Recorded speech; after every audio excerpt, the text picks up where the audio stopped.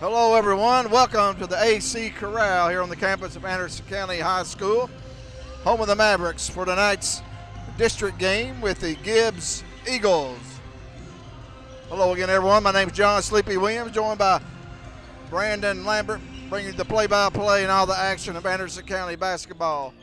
And Lambeau, tonight, the Mavericks welcome in the Gibbs Eagles in a District 4 Class AAA matchup. Big district game here on either side here as both teams look to go as Gibbs trying to get their first district win of the year. They're winless so far in the district, while Anderson County trying to keep in the race with Clinton. Certainly are.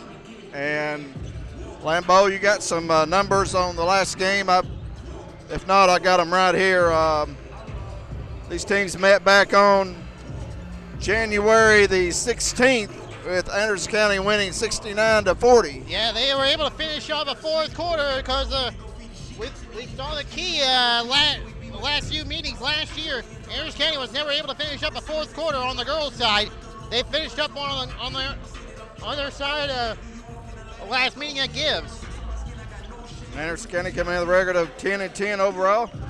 Fresh off a win over Scott High on Friday night, which was the last game for the Lady Mavericks. And this game tonight was supposed to have been played on Tuesday. They postponed to tonight.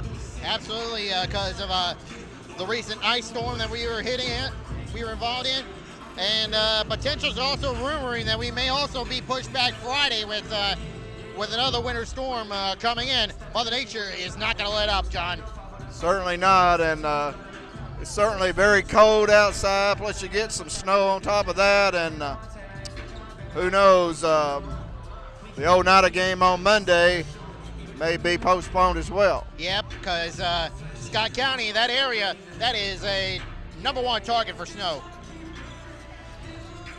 The Lady Mavericks coming in, tied with the Lady Dragons of Clinton High School, as Lady Dragons are hosting Scott tonight. Yep. So Anderson County trying to come in here and get a victory. Stay right with Clinton, as technically Lady Mavericks on top of the district with that head-to-head win. Absolutely, they have the tiebreaker, but let's not forget these two teams get together next Friday, with again weather permitting. Yeah, it'll certainly come down to that game, depending on how AC does here tonight against Gibbs and Union County tomorrow night. Again, tomorrow night, pending, cross your fingers. But I was reading the Knoxville News Sentinel the other day, and they had the top 10. They had Clinton at number 8, and said the Lady Dragons were on top of 4A. And certainly they are. But Anderson County did not mention the Lady Mavericks, and it said that Scott was in second place, so I'm going to have to shoot that. I think Winton Jackson, an email, sort of correct him on that, but the Lady Mavericks had that win over Clinton early in the year. I'll tell you what, John, that's actually fuel to the fire for the Lady Mavericks. If they didn't get mentioned in the News Sentinel, that in my opinion, that's adding fuel to the fire that they can use to motivate themselves. Push for that. Yeah, hopefully they saw that. I'm not sure, but maybe have to let Coach Couples be aware of that. But anyway, we're about 4.5 minutes away from tip-off here, an early start here at the AC Corral, 5 o'clock start, and already have some fans coming in, so it's going to be a good night of basketball. We got the boys game coming up at 6:30. Yep. The Mavericks trying to keep in the race with Clinton, who's still on top of the district, undefeated right now. Last we checked, also playing Scott tonight as well. Yeah, big games there at the Donnie Dome tonight. Looking back at the last meeting with Gibbs, Anderson County girls winning that, as we mentioned earlier, 69-40. And that was a game that Anderson County took control of pretty much in the second half, as It was the Emory and Bethany show, Lambeau. Emory Bullock had 15 points all in the first half, while Bethany ended up with a game-high 20 points. Yeah, the two juniors proved that they want to be much more shooters than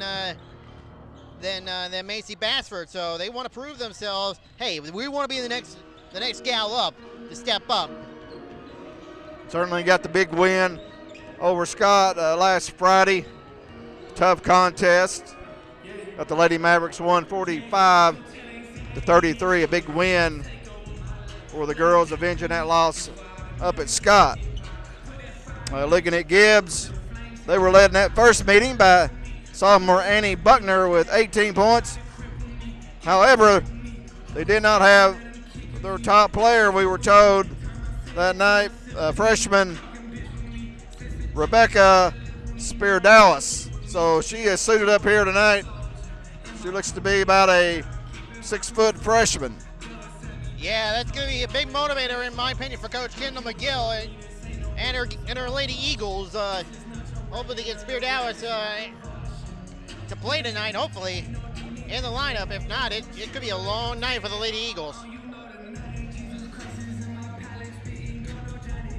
And looking at the scoring for Anderson County in that first meeting, once again led by Bethany Lau with 20 points. Emory Bullock had 15.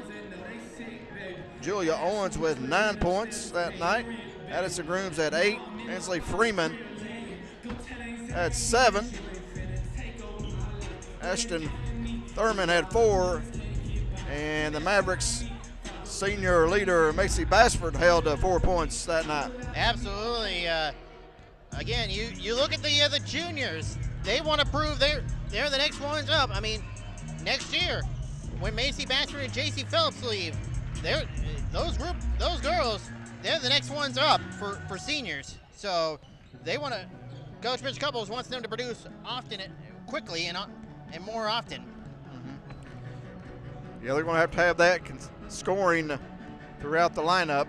Also, didn't mention Addison Grooms had 8 points. Don't know if I mentioned that or not, but yeah, big game here tonight. AC Corral. Lady Mavericks coming in. I guess they've won the last 4 district games. Yeah, dating back from their loss at Scott to begin district play. So right now they're in the driver's seat, and they are in contention for a district championship. As you said, they hold the tiebreaker over Clinton right now. Right now we're getting ready for the presentation of the colors. Good evening, ladies and gentlemen, and welcome to Turn it over to public address announcer Andrew Ryder. Mavericks. Tonight's varsity contest features the Lady Eagles of Gibbs High School and your Anderson County Lady Mavericks. The colors for this evening's basketball game were presented by the members of the Anderson County High School Navy JROTC Color Guard. The unit was formed in August of 2001. It's composed of 138 cadets. The Color Guard members this evening are Cadet Petty Officer 3rd Class Allie Cameron from Rocky Top, Cadet Lieutenant Junior Grade Stephen Wooden from Clinton, Cadet Petty Officer 1st Class Bailey Richard from Clinton, Cadet Petty Officer 3rd Class Nathaniel Vanderpool from Andersonville. To honor America, please rise and remain standing until the colors are retired. Gentlemen, please remove your hats.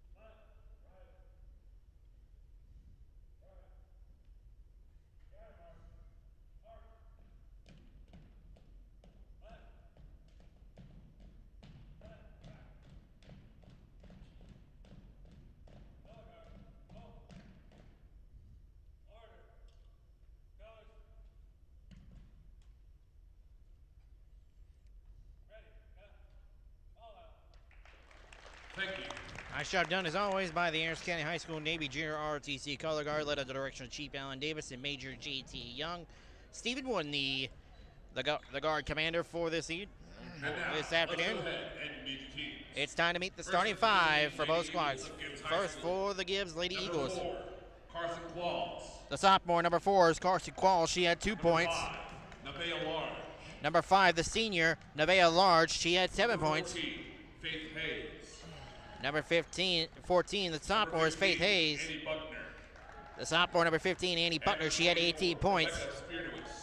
And number 24, Rebecca Spiritus. Head coach for the Lady Eagles is Kendall McGill. She's assisted by Brad Bates. And now the lights begin to dim here at the AC Corral. It's time to meet the starting five for the Lady Mavericks. As we introduce your Lady Mavericks starting lineup. Senior, number 1, AC Bassford. The senior, number 1, is Macy Bassford. Junior, number 14, Addison Grooms. The junior, number 14, Addison Grooms. Junior, number 15, Bethany Lau. The junior, number 15, is Bethany Lau. Junior, number 24, Emery Bullock. Number 24, the junior, is Emery Bullock. And sophomore, number 30, is Julia Owens. Julia Owens. Your Lady Mavericks are coached by head coach Mitch Couples, assisted by Emily Bullock and Ryan Marshall. John, here we go. Thank you, Lambeau, and starting to get ready to tip it off here at the AC Corral. 5 o'clock start. I'd like to thank everyone for tuning in here to Anderson County Maverick Media. Catch us on YouTube, Maverick Media Productions. And if you're watching on Facebook, thank you for tuning in as Grooms tips it up. And Gibbs controls the tip and turns it over as Bullock now with the basketball.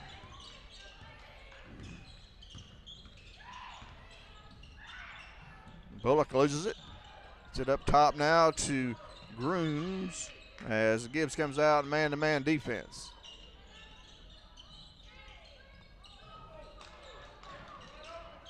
Bethany Lau spots an opening, drives to the basket and scores. Wide open paint right there.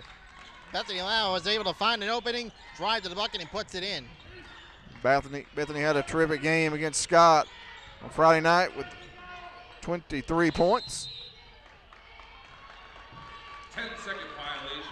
10-second backcourt violation on the Lady Eagles, so a turnover. First turnover of the game belonging to, or second turnover of the game belonging to Gibbs. And Addison Grooms off the catch and shoot and scores. 2-point play by number 14. That's that play. Anderson County likes to run. Lob it in to Grooms. As Anderson County's coming with the full court pressure here early, Lambeau. Absolutely, the full court pressure. That's it's been the best thing going for the Lady Mavericks. The defense, that's what's really turned up this stretch. Travel violation on Carson Qualls. So that's 3 straight turnovers for the Lady Eagles. Anderson County forced them into several turnovers in the first meeting. That's what Anderson County wanted to do against Scott the other night. Press as Bassford fires top of the key. No good. Bethany Lau on the boards. Her shot up. No good. Goes out of bounds. It'll be Gibbs basketball.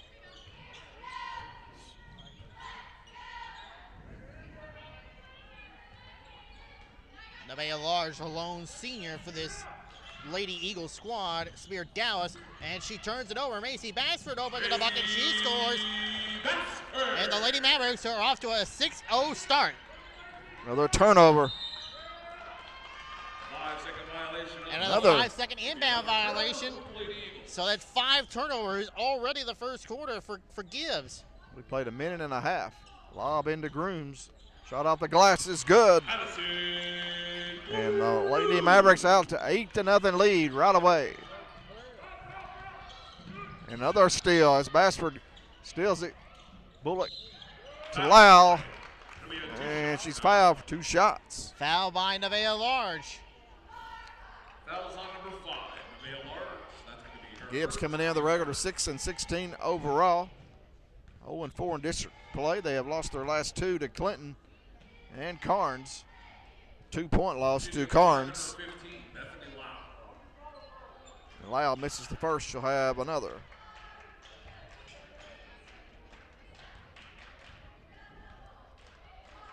Second free throw from Lau gets front iron. No good. And there's another pass is going to go out of bounds as 14 as Faith Hayes tried to drag it down. Another turnover, Lambeau. 7 turnovers. 7 turnovers already. Gibbs already in a lot of trouble with ball possession. Sloppy ball handling. Here comes Bullock being guarded by, how do we pronounce that? Spear-Dallas. Dallas. Owens kicks it out to Bullock. Fires a 3, shot no good. Ball's loose, controlled by Gibbs, but they lose it. Owens gets it to Bethany, misses inside. Large gets the rebound. Here come the Lady Eagles. 5:45 to play, first quarter. Lady Mavericks out to a quick 8-0 leads. Already 7 turnovers on the Lady Eagles. Almost another turnover, but It is a turnover. well, exactly. I guess it is a turnover. 8 turnovers now for the Lady Eagles. Inside to Bassford. Owens, jumper no good. Rebounded by Hayes. Hayes picked up by Lau. As Anderson County coming out, man-to-man defense. Owens on Large. Here's Spear-Dallas with it. Did not play in the first meeting. And drives to the basket and draws the foul. Foul play. It'll be a 2-shot foul. Foul's on number 15. Bethany Lau picks up that foul, her first, team first. And it's Spear-Dallas. Will shoot 2 at the line.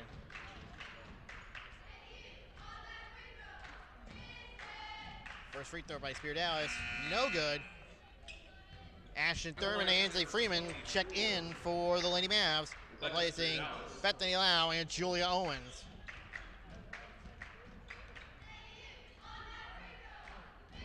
Spear-Dallas' second free throw is good. Gibbs is on the board. 8-1, 5 minutes to go, first quarter. Thursday night. You could almost say a matinee game. Early 5 o'clock start. Bassford turnaround in the paint, no good. And she's going to draw the foul. 2-shot foul on the play. That foul is going to go against Annie Buckner. Foul's on number 15, Annie Buckner. Her first, team second. First foul, team second for the Gibbs Lady Eagles, as Macy Bassford misses the first free throw. Macy Bassford. Lady Mavericks, it's only flaw in their game thus far. 0-3 from the charity stripe. They call it the charity stripe for the reason, but not been working out so far. Second free throw, good. They're finally on the board on the free throw category. 9-1. Lady Mavericks in there. Diamond in 1 full court press. Gibbs breaks it this time. Large with it to Spear-Dallas. Right corner. That's Hayes. Excuse me, that's try to get it to Qualls. Buckner. That's Qualls in the corner. She wears number 4. There's Hayes with it. Almost a steal by Thurman. She causes a turnover. It goes off on Nevaeh Large. And that's 9 turnovers for Gibbs. And 9 points for the Lady Mavericks. And a double dribble violation on Emory Bullock. And the first turnover for AC. 4:16 to play here in the first quarter.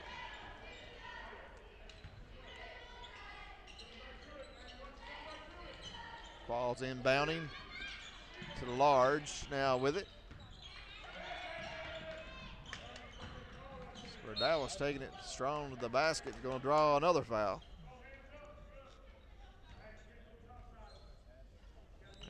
Anderson County won the first meeting 69-40. Rebecca Spirdawas did not play in that game. She's number 24, Rebecca Spirdawas. Promising freshman for the Gibbs Lady Eagles.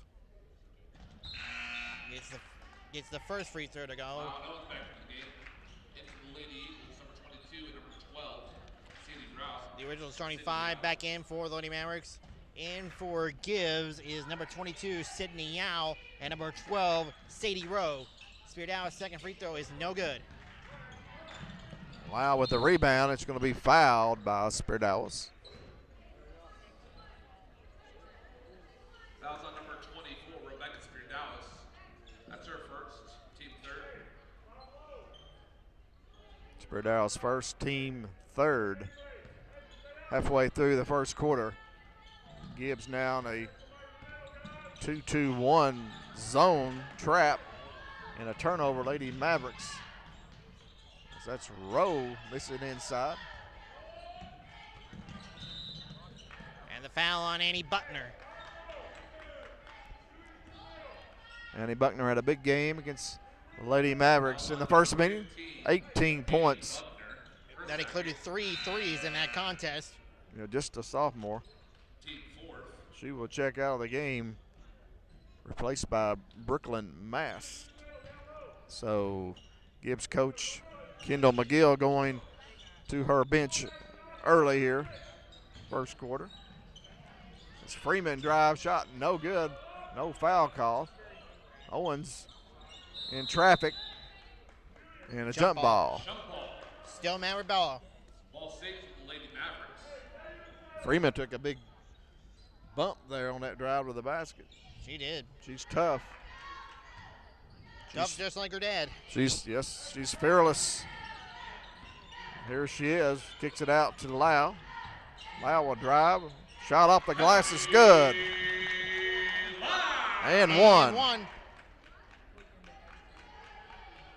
good, fouls on number 4, Carson Qualls. That's going to be her first, team fifth. Qualls picks up her first. Shooting one, number 15. Gibbs with 5 fouls. Lau completes the and one. 10-point lead, 12-2. Bethany now with 5 points to lead Anderson County. Gibbs now breaking the press, trying to get it to Spirdawas, goes out of bounds. Another turnover. Too little, too late. 10 turnovers here in the first quarter for the Lady Eagles. One word that the Gibbs turnovers, yikes. Credit a lot of that to Anderson County. Traveling violation of the play. Lady Mavericks turning it over, traveling. Traveling on Lau, fell for the floor, tried to get the rebound, but unfortunately, that's laying out on the floor. That's considered a slide. 3:08 to play here. First quarter, they get it in to Spirdawas. She will drive, cut off by Owens, and however she gets it to go. That's Gibbs' first field goal of the game on Rebecca Spirdawas. She's got all 4. Bassford, nice bounce pass into Julia Owens for 2 points. Sophomores on the board. It's a 30-second timeout. And Lambovas keep it right here. 2:51 to play here in the first quarter. Lady Mavericks leading 14-4. Absolutely. What a start they're on. Defense leading the turnovers and offense producing buckets. This is what you want to see out of this Lady Mavericks squad. And this is what I want to see, especially challenging Clinton down the stretch here. Definitely going to have that, as we saw this last Friday against Scott High. They wanted to bring the pressure. They certainly did, and caused, I think Scott had 18 turnovers in that game against Anderson County. The Mavericks come back in with Bullock, Thurman, Lau, Freeman, and Owens. Inbounds it comes. Off the deflection, Spirdawas has it. Gets it inside. They're wide open. Sydney Yao. 2 points for the freshman. 14-6. 22, Sydney Yao. Gibbs now with 2-2-1 full court pressure. Lady Mavericks beat the press. Owens slipped on for a three. Shot no good. Ashton Thurman with the rebound goes up and draws the foul. Nice foul take right there by Thurman. Thurman 5'7" sophomore.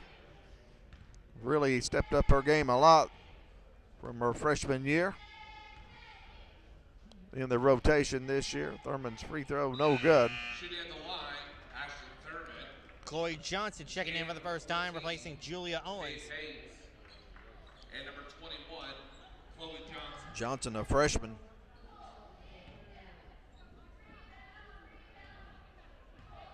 Guess you probably can't call her a freshman anymore, can you, Lambo? Depending on how you put it out there. But in my opinion, she is a freshman. Number 15, Bethany Lau, her second. Experience-wise, maybe not. She's played quite a bit. Team third. Thurman checks out. Also Lau with Bassford back in. And Grooms.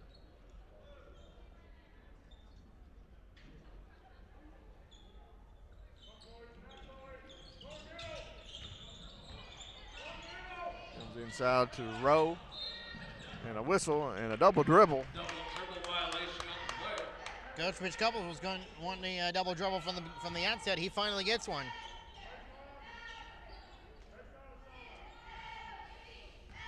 (14-6) AC leads. Jumped out to an 8-0 lead. Johnson dumps it down to Bashford for 2 points. Nice play right there. And travel violation. Gibbs is in a whole world of trouble, John, with the turnovers. Certainly are. We've got them 12 unofficially. Comes inside to Grooms now. To Johnson. Bullock left open for a three. Shot no good. Gibbs had the rebound. Bassford takes it away. Collision inside. And a whistle. It'll be a two-shot foul. Foul's on number 22, Sydney Yao. Sydney Yao picks up the foul, her first. Gibbs over the foul limit. And the sophomore, Ansley Freeman, shoot 2. First one is good. Freeman gets it first. The game's going to be number 11, Bree Banks. Bree Banks, the freshman, checks in for Gibbs. She'll come in for Brooklyn Mast, as Freeman's second free throw is no good. Yao with the rebound. Gets it to Qualls. Qualls stolen by Freeman. Freeman tried to get it to Johnson, but stolen by Hayes. Another turnover. Intercepted right there by Grooms.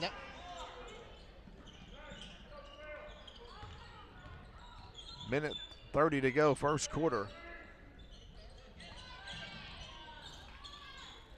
Ball's loose on the floor, picked up by Qualls, gets it to Hayes.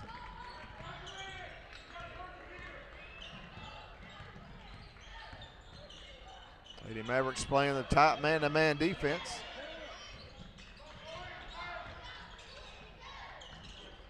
Rowe gets it back up top.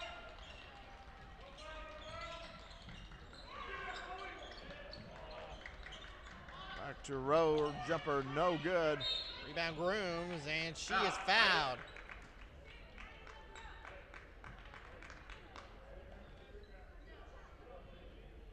Fouls on number 22, Sydney Yao. That's her second. And we'll go back to the free throw line. Lady Mavericks will be shooting bonus. To shoots number 14, Addison Grooms.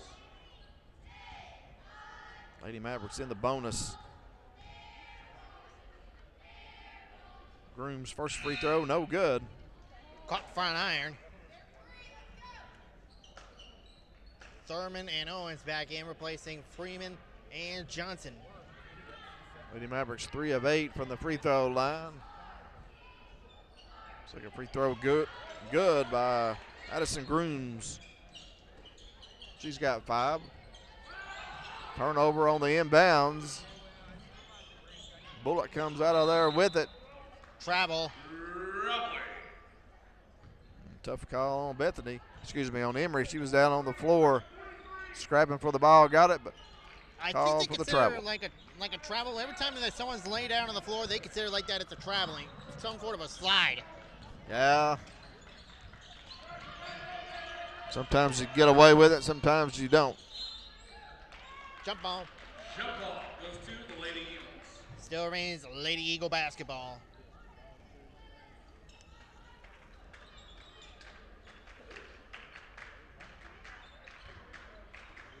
They are large to inbounds under home basket. 38 seconds to go first quarter. Rose going to be tied up by Bullock. But first they got a foul.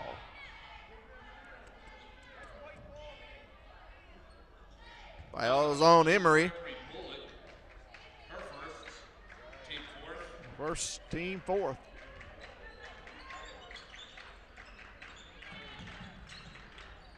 Faith Hayes with it. Sophomore point guard. Gets it to Banks on the left wing now. Sadie Rowe shot off the glass, no good. Rebound, Addison Grooms. Ball's loose again. Another jump ball. Maverick basketball this time. Coach Couples wanting to travel. I think he's correct that time. Grooms never really had the ball. It will be Anderson County basketball, though. The arrow points to them. 15 seconds to go here, first quarter. Bassford, top of the key, three. Shot, no good. Rebound, Banks. Ripped away by Owens. Gets it to Bullock for three. Shot just short. That's the end of the first quarter with your score. Anderson County 18, Gibbs 6. Lambeau, your thoughts on the first quarter here at the AC Corral? I tell you what, John, the Lady Mavericks got off to a good start here, shooting in and having good defensive possession here, forcing the turnovers. Certainly did. Jumped out to 8-0 lead, and they forced Gibbs into several turnovers. Right now we'll take a quick break. Be right back for the second quarter. You're watching Lady Maverick basketball on the Maverick Media.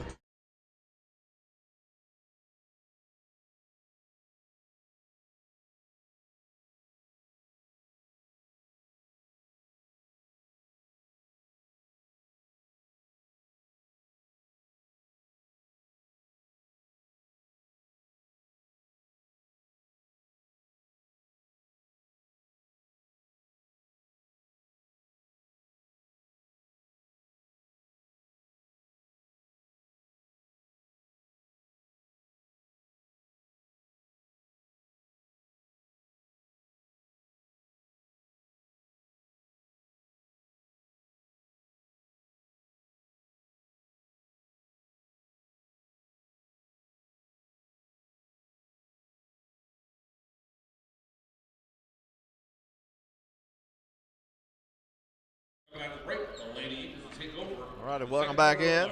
The AC Corral.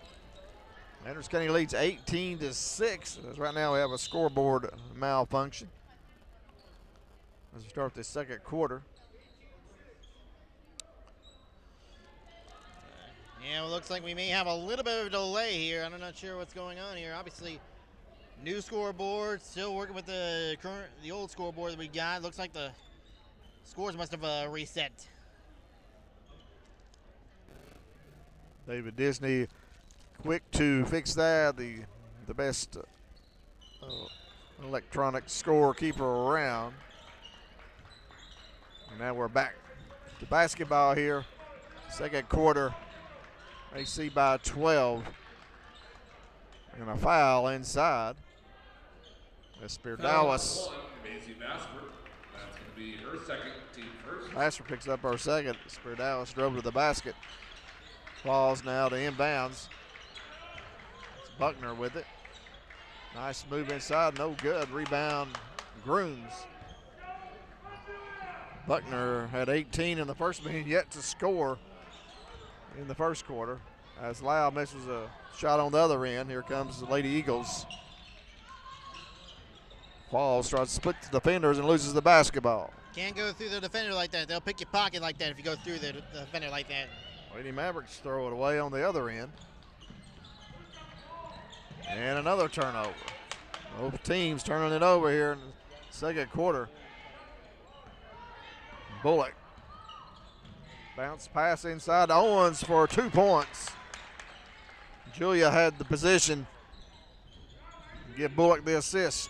Number 30, Julia Owens on play. Could be a timeout. And a full timeout. Yeah, timeout for Gibbs. Lady Mavericks lead 20-6. 6:57 to play her second quarter. We'll be right back. You're watching Lady Maverick basketball on the Maverick Media.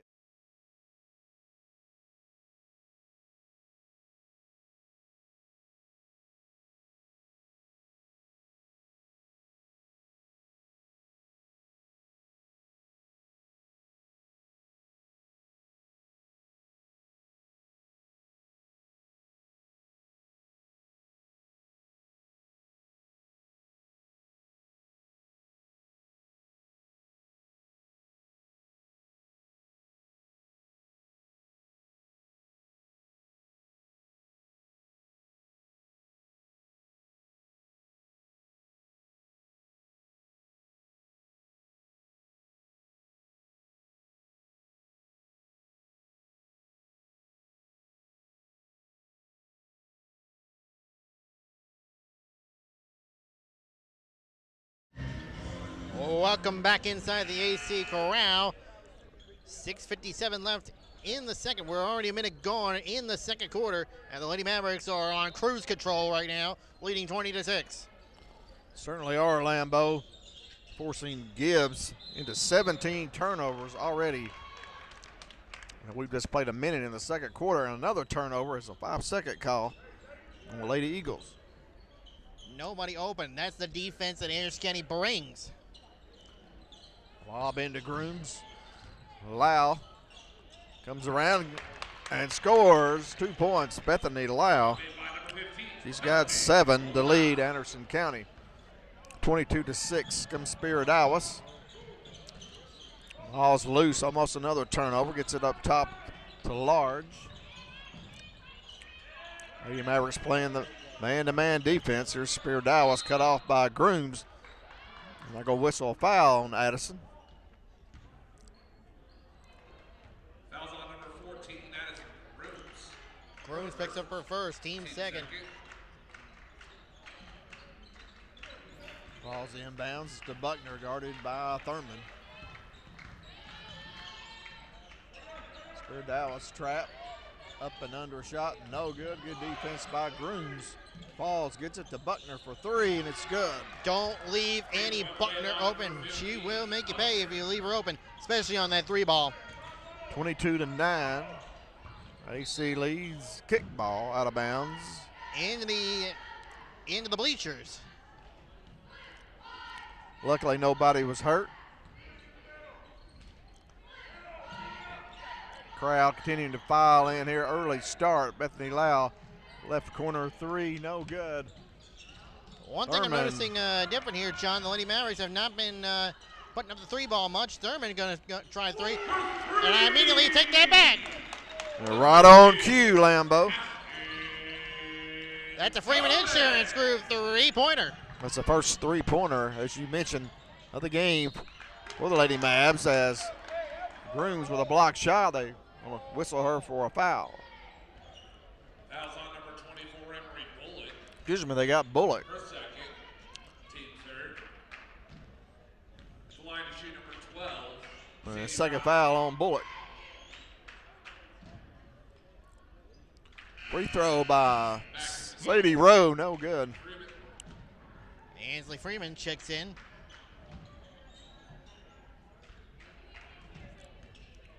Lau checks out.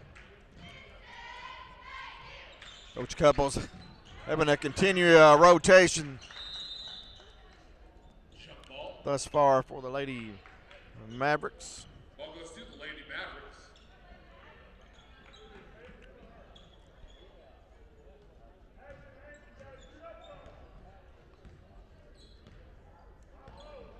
Right now, the Lady Mavericks with the ball. Cross midcourt. Thurman, cross-court pass to Freeman, nearly loses it. Does. Picked up by Sadie Rowe. And now it's Gibbs with it. Carson Qualls, three-pointer by Buckner. That is good.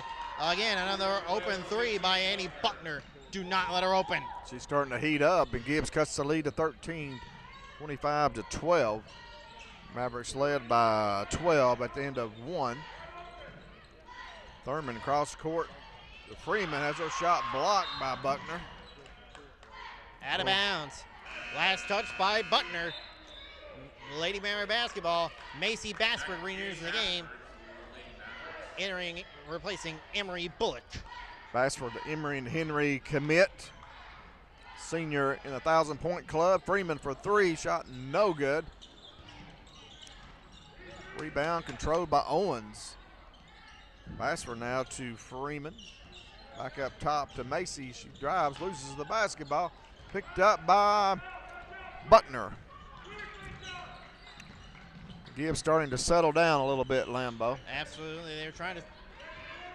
They knew that that first quarter they had too many turnovers and foul trouble, and they're paying the price for it. And once again, they're still paying the price in the second quarter. Almost 20 turnovers for the Lady Eagles here in the first half, about halfway through the second. Freeman's three, no good. Rebounds Sperdalis. She loses the ball. We have a jump ball. Gibbs basketball. Ball goes to the Lady Eagles. Anderson County coming in 10-10 overall, 4-1 district play. They've won 4 of their last 6 games. Their latest big win last Friday night against Scott, 45-33. And foul on the floor. It's going to be on Ansley Freeman. Ansley Freeman. Her first. First foul, team fourth. So the next foul is going to put Gibbs in the bonus. Gibbs yet to foul here in the second. Thurman guarding Buckner. They are large off the glass. 25-14, Gibbs within 11. Freeman to Bassford in the paint for 2. That's an elbow shot right there by Macy Bassford, and it goes 27-14. That's a 2-on-1 fast break. Sperdalis, Grooms trying to tie her up. She does, and it's going to pay off. Nice tie-up decision right there by the junior, Addison Grooms. Certainly was good defense by Grooms. She was waiting on Sperdalis as she drove to the bucket. 27-14, Lady Mavs.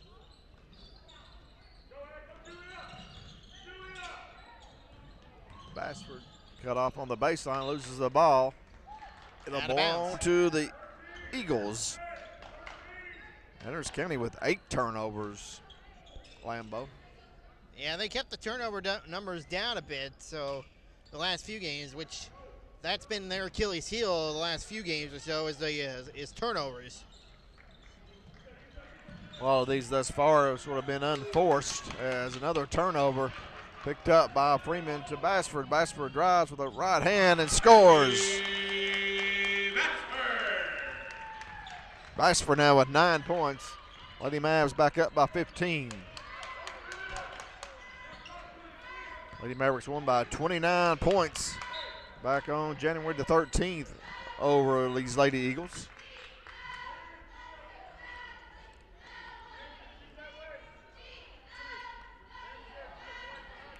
Lady Mavericks sort of been up and down in the scoring department. Had a couple games last week. They scored in the 20s. Bounce back with Scott with 45. This shot no good.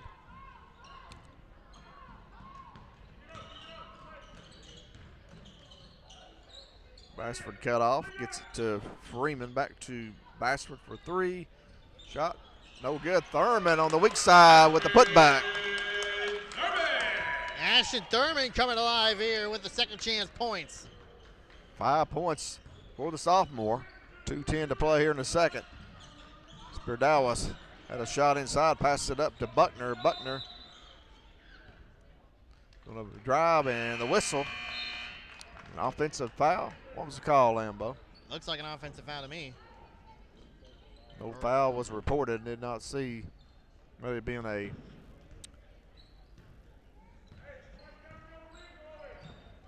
violation of some sort.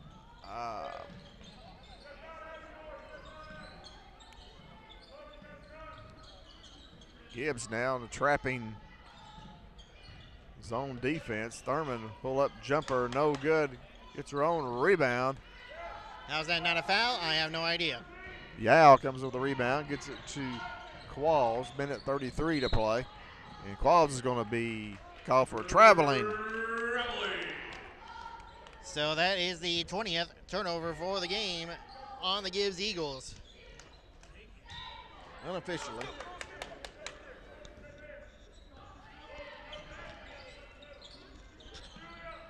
Probably more than 20, but who's counting?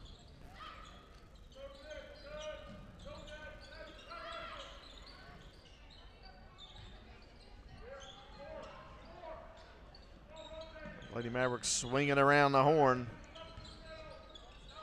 And a turnover as Buckner reaches in and takes it from Johnson. Coach Couples wanting a trap. Saw this against Scott at 1-3-1 zone trap. Goes to the Lady Eagles. Under a minute to play here in the second quarter. 31-14. Lady Mavericks on top.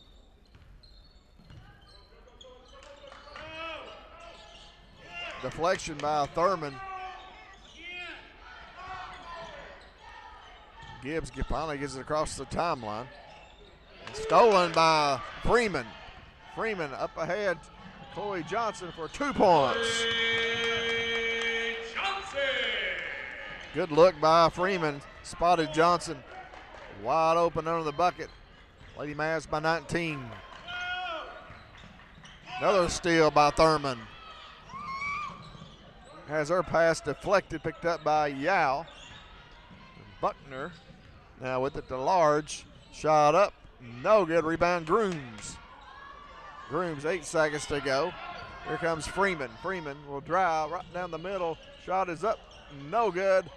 Rebounded by Rowe as the buzzer barks. And that's the end of the second quarter. So Lady Mavericks head to the locker room, leading 33-14, Lambo. What a performance this Lady Maverick team is on. Had a great first quarter, leads into a great second quarter, and they are up big here as we are at halftime, and it's a quick 10-minute halftime. And we'll go ahead and take a few-minute break, be back with the scoring for tonight's game. As you're watching Lady Maverick basketball, they lead once again at halftime over Gibbs, 33-14.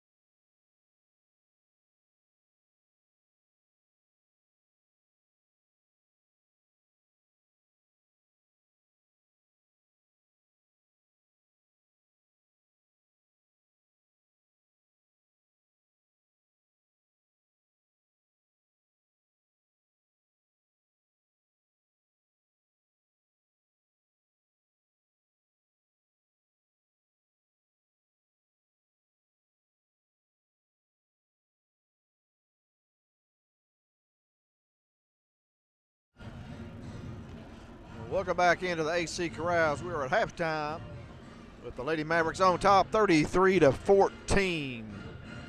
Anderson County jumped out to 18-6 lead after the first quarter and outscored Gibbs 15-8 in the second frame to build this 19-point lead at halftime. At this time, turn it over to Brandon Lambert. He's got the scoring for the first half. For the Gibbs Lady Eagles, they are led in scoring by Annie Buckner with 6 points on 2 threes.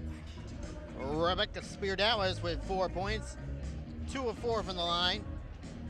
Nevaeh Large and Sydney Yao each with 2 points.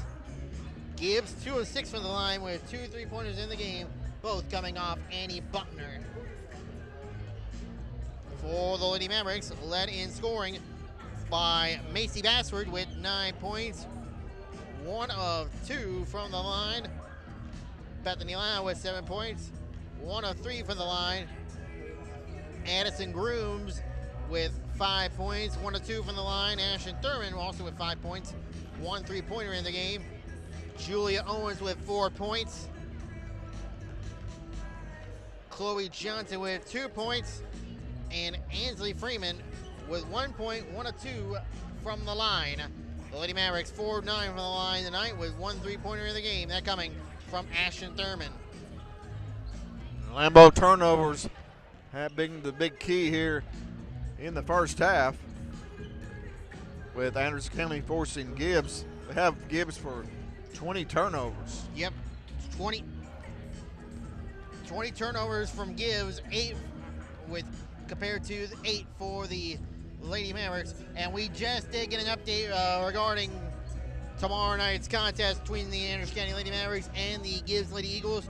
That unfortunately has been canceled and will be rescheduled as soon as possible. When we get a confirmation on the rescheduling date, we will let you know. So thank you to Alan Noggle giving us that information. Alan, a big fan of Anderson County sports. And cancellation tomorrow for the Lady Mavericks and Mavericks, the game against Union County. So probably look for a school to be canceled as well. We'll have to see about that. But I've been checking the WBIR.com throughout the entire game. Haven't got a confirmation yet. They haven't got confirmation yet. And wherever I'm out of work, and I'm working in Oak Ridge, they'll let me know. Yeah, Oak Ridge City, a little bit different animal down there. A lot of times they'll have school and the county system will be out. So we'll have to wait and see what Mother Nature brings in. Certainly dodged a bullet last weekend. Yeah, definitely did dodge a bullet, but it didn't come with casualties. Mainly, it was just ice.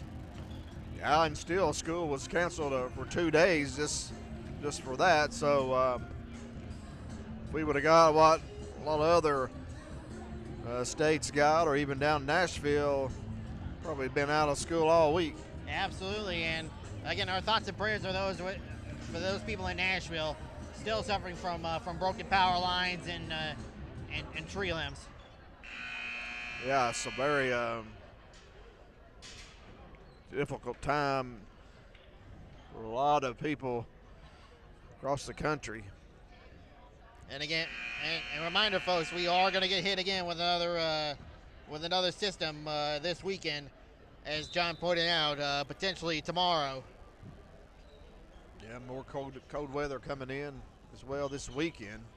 I think the highs is going to be, well, not the high, but the low are going to get down to single digits, I believe. But as we get ready to start the third quarter, Anderson County basketball will be Owens and Bullock, Bassford, Grooms, and Lau, original starting 5 on the floor for head coach Mitch Couples. As Bassford fires a 3, shot short, no good, rebound, Bullock.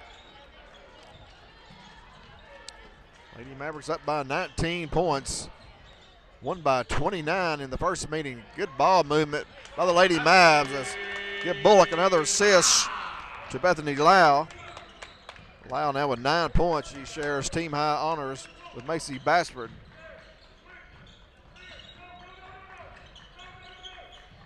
And a steal in the passing lane is Bethany Lau. Another turnover on the Lady Eagles. Comes a trap by the Eagles. Lady Mavericks to get out of that. Cross court now to Owens. Looking inside, there it is to Lau, but off target. Did not even know that she was going to move. Yeah, Bethany broke towards the basket, but the pass goes into the corner. Turnover, Lady Mavs. Unofficially, their 9th turnover. Definitely some improvement for both teams in that department. 3 by Qualls, no good. Buckner with the rebound. And a steal almost by Bethany. They get it up ahead to Buckner for 2 points. The hook shot. Number 15, Buckner. Buckner with 8 to lead Gibbs. She had 18 to lead Gibbs in the first meeting. Bethany Lau on the baseline is going to be fouled. And she'll shoot 2. Foul by Nevaeh Large.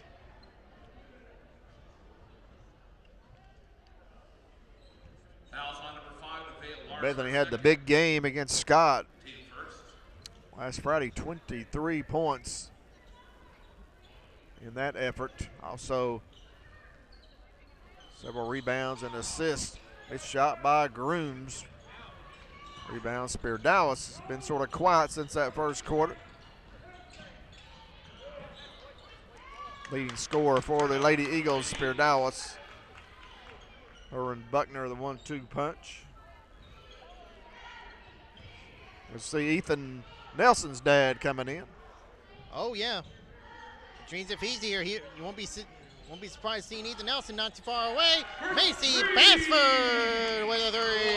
And a Freeman Insurance Group 3-pointer. Bassford's first 3. Mavericks' second 3. Bullock with the steal. Quickly up ahead to Lau. The left hand and 2 points.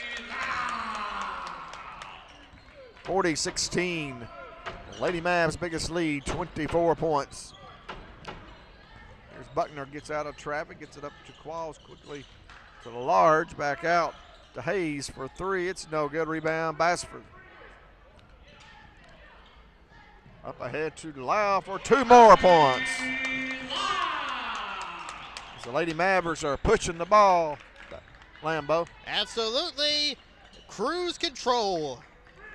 42-16. Gibbs comes right back, breaks that press with a basket by Qualls and a timeout by Gibbs. 30-second timeout. So I believe we'll just keep it right here. We'll keep it right here. 5:16 to play. Third quarter, Lady Mavericks lead 42-18. We got the boys game coming up next against the Gibbs Eagles.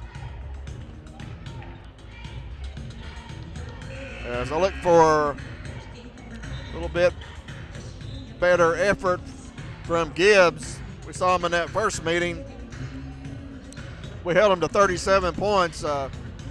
Gibbs is a much better shooting team than that. Yeah, absolutely, but lost a lot of talent from last year's squad. That's why your record's kind of like this, and your performance is kind of like this as well. Yeah, Zach Turner graduating.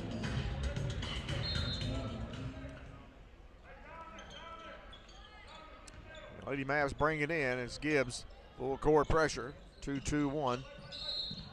They're going to call traveling on Bethany Lau. A little too much movement there on the body. 42-18. 5:08 to play here, third quarter. Both teams pressing. Comes into Qualls, gets it to Spirdalis. A nice drive to the bucket. Spirdalis for 2. And she's got her first points since the first quarter. 42-20 now, AC leads. They're going to call over the Another travel violation. traveling violation. on the Lady Mavs. That time traveling on Bassford. 4:40 to go here. Third quarter. Buckner drives with a left-hand shot. No good. Rebound. Macy Bassford, her 5th rebound. Gets it to Bullock. Bullock up ahead to Freeman. Bassford, 3-pointer shot. No good. Bethany Lau on the boards with that deadly left hand.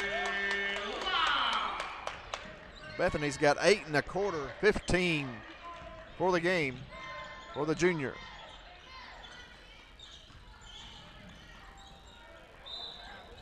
Buckner. And another travel violation. This one to go against the Gibbs Lady Eagles. And Buckner tried to drive. She was cut off, and she travels. Another turnover on the Lady Eagles as Ashton Thurman checks in for Bethany Lau.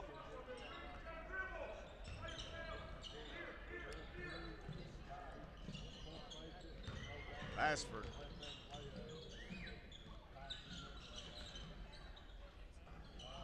Thurman, pump fake. Freeman now will drive. Kick in the corner to Bassford. They move it around. Bullock shoots a 3. It's good. Freeman Insurance 3-pointer. Emery Bullock. Emery's first points of the night. 47-20. Rowe tries to get to the basket, but she travels. Another travel violation committed by Gibbs. 3:20 to go here, third quarter. Biggest lead for the Lady Mavs, 27 points. Thurman inside to Grooms. Nice bounce pass to streaking Bassford for 2. Bassford now with 14. 49-20. Lady Mavericks by 29. That's what they won the first meeting by. Looking to improve on that. Another turnover forced by Ashton Thurman.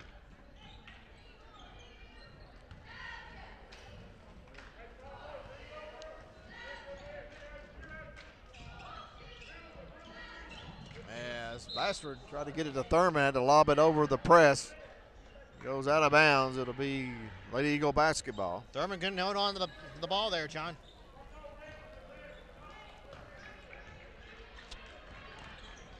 As the Mavericks, as you see, going across the back of the scores table, getting ready for a little stretches.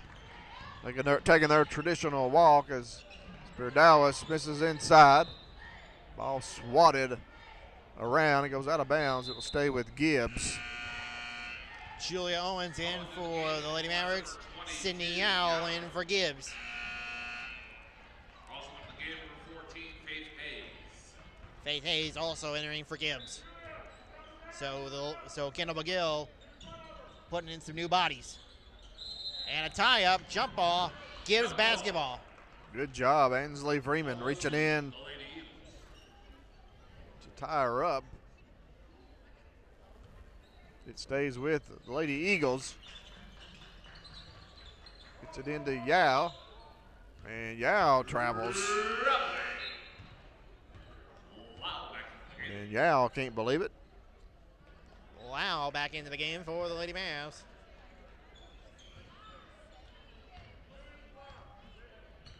.225 to play. We may get up to the running clock here in the fourth quarter.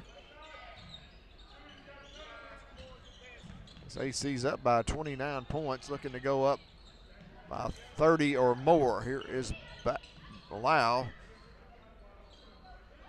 The Thurman. Thurman in the corner, Freeman. And pass to Lau, goes into the back court.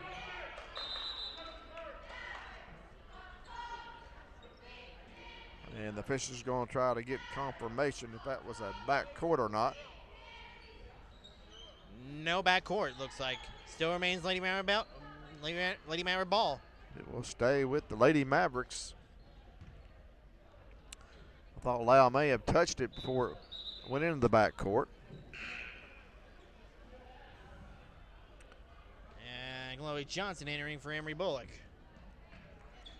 Also Buckner checking out for Gibbs, replaced by Brooklyn Mast. Mast wears number 13, a freshman. Here is Freeman now running the point. Johnson cross court to Thurman.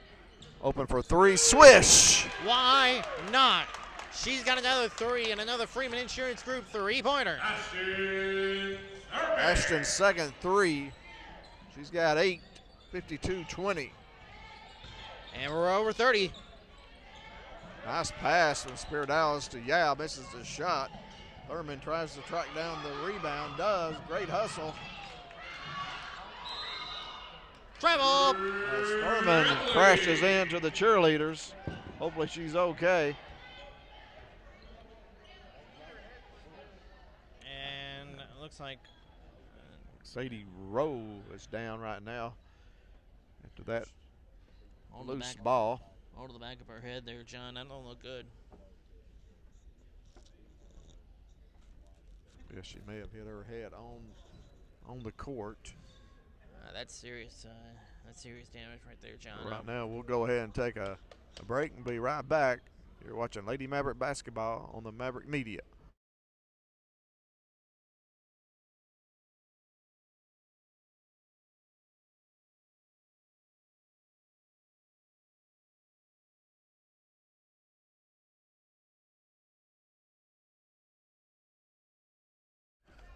Welcome back in as number 12, Sadie Rowe, a sophomore, will exit the court under her own power.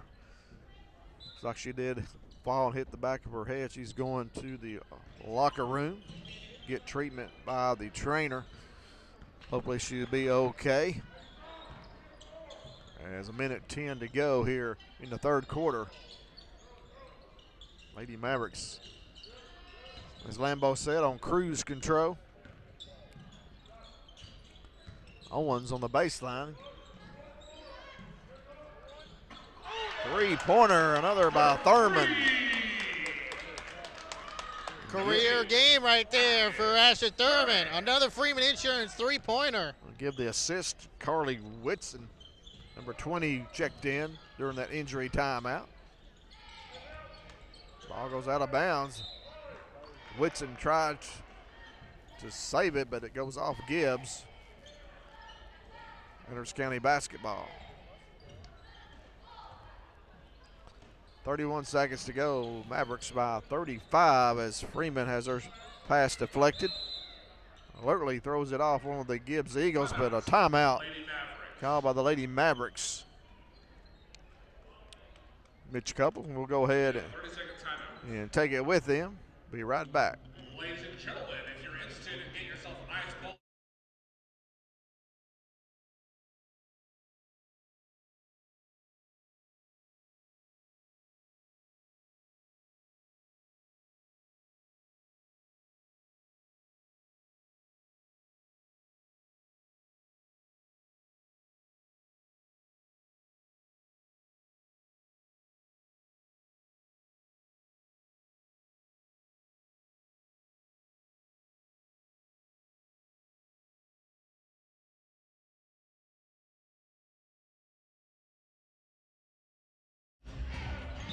Welcome back in, AC Corral. 23 seconds to go here, third quarter. Maverick basketball, they lead by 35 points as Owens is trapped in the corner. Jump ball. It'll stay with the Mavericks.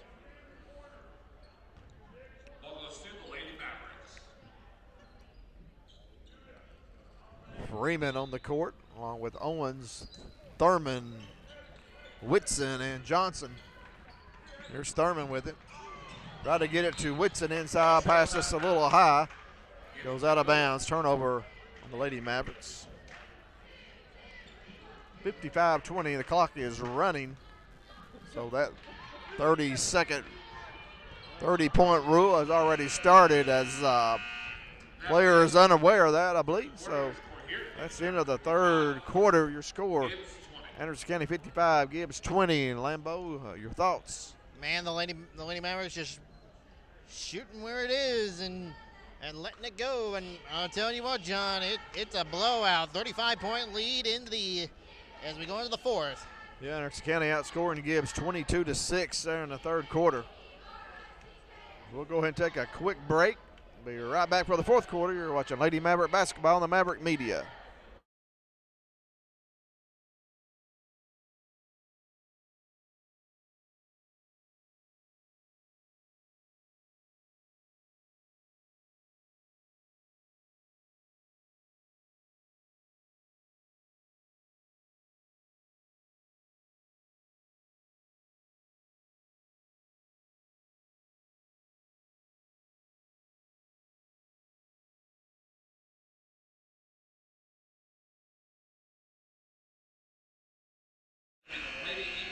Welcome back in. The AC Corral fourth quarter. Running clock in play, Lambeau, as Lady Mavericks on top by 35 points. Freeman, Thurman, Owens, Whitson, and Johnson starting the fourth for the Lady Mavericks. And a turnover. Another turnover, surprisingly, again, on Gibbs. Just been one of those nights for Gibbs, looks like. I've got him for 25. I think I've missed a few. We'll try to be lenient. Anderson County have them for 13. So Coach Couples can't be pleased with that number. So a lot of turnovers here tonight in this girls matchup. Delay of game. Ella Wilkerson was in too close on the inbounds. That's the delay of game. Out of bounds. Still remains Lady Maverick ball. And Wilkerson, the first time we've seen her tonight, I believe. A foul. Foul's on number 2, Ella Wilkerson. That's going to be her first. Team first. Wilkerson, a freshman. Lady Mavericks with Freeman, a sophomore. Owens, a sophomore. Thurman, a sophomore, as Anderson County turns it over. We also have Whitson, a junior, and Chloe Johnson, a freshman, on the floor. For the Lady Mavericks, a steal by Carly Whitson. Gets it to Thurman, slows it up. 6:05 to play in the game. Lady Mavericks comfortably ahead. They run on their offense. They swing it over to Freeman. Back to Thurman. She's guarded by Banks up top to Owens. Freeman now with it.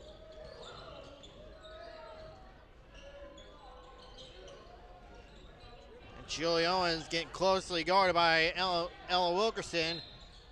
And a travel violation. Try to reach over the back. Says the referee.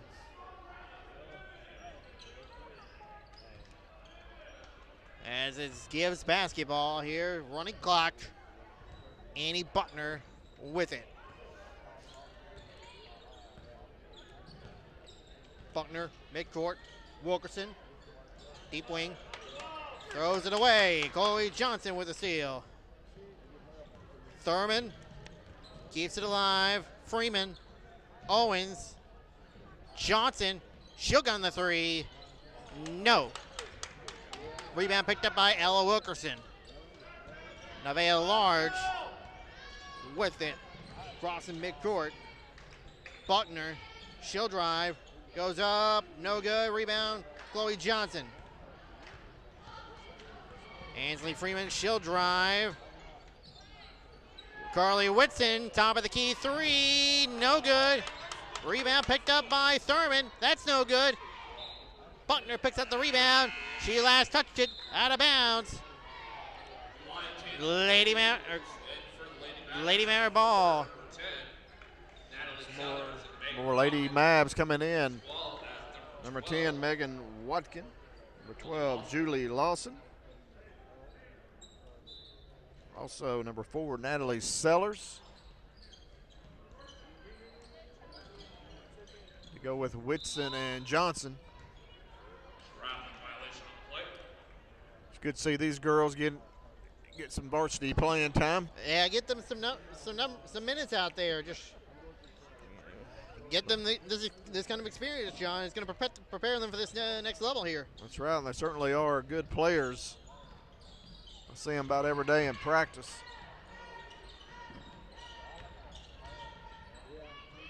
There's a three by Banks. No good. Charles C. Harris with a rebound. She's fouled. Fouls on number 20, Carly Whitson. Gibbs has got an athletic team, just too young. Yeah, just way young. Only one senior. And 6 freshmen. First free throw is good. Charcy Harris, she's a junior. And second one in and out. Rebound Johnson. 2:50 to play in this running clock. Comes Megan Watkin with it. Watkin gets it to Lawson, now back to Watkin. Sellers with it. Watkin, number 10 with it. Goes out of bounds and stay with the Lady Mavericks. Chloe Johnson to inbounds. Comes into Whitson. Bring it over to Watkin. The Sellers. Over back to Watkin to Whitson. Whitson drives, kicks it out top. Watkin for 3, shot no good. Rebounded by Gibbs. Number 44, it's Victoria Gibbs. Faith Hayes brings it up court.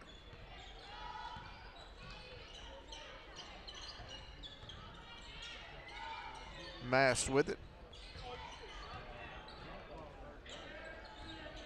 Back to Brooklyn Mass, now to Bree Banks. Minute 33 to play. Almost a steal by Johnson. Up ahead to Brooklyn Mass. That great pass by Faith Hayes. Number 13, Brooklyn Mass. Mass first points of the game. Lawson now with it up ahead to Johnson. Johnson's knocked to the floor. And good sportsmanship there. 14, Faith Hayes. Her first. Hayes picks up her first. As the clock continues to run, we're down to 1 minute to go.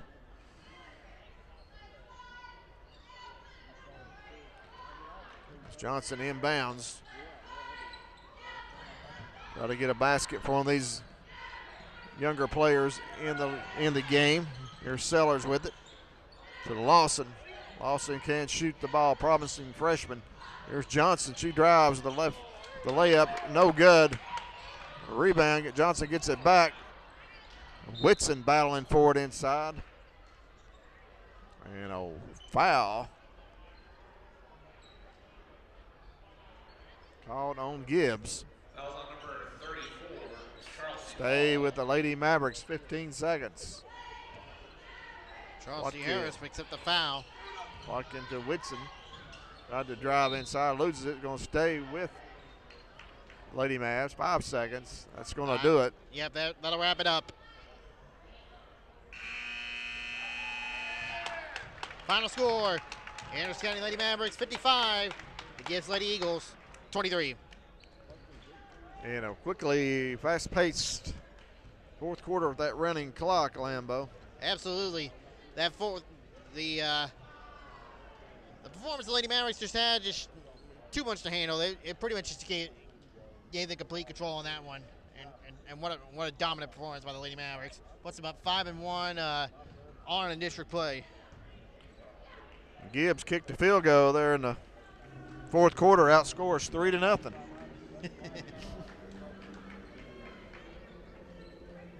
55-23 is your final. We'll go ahead and take a little break, tally up numbers, be right back.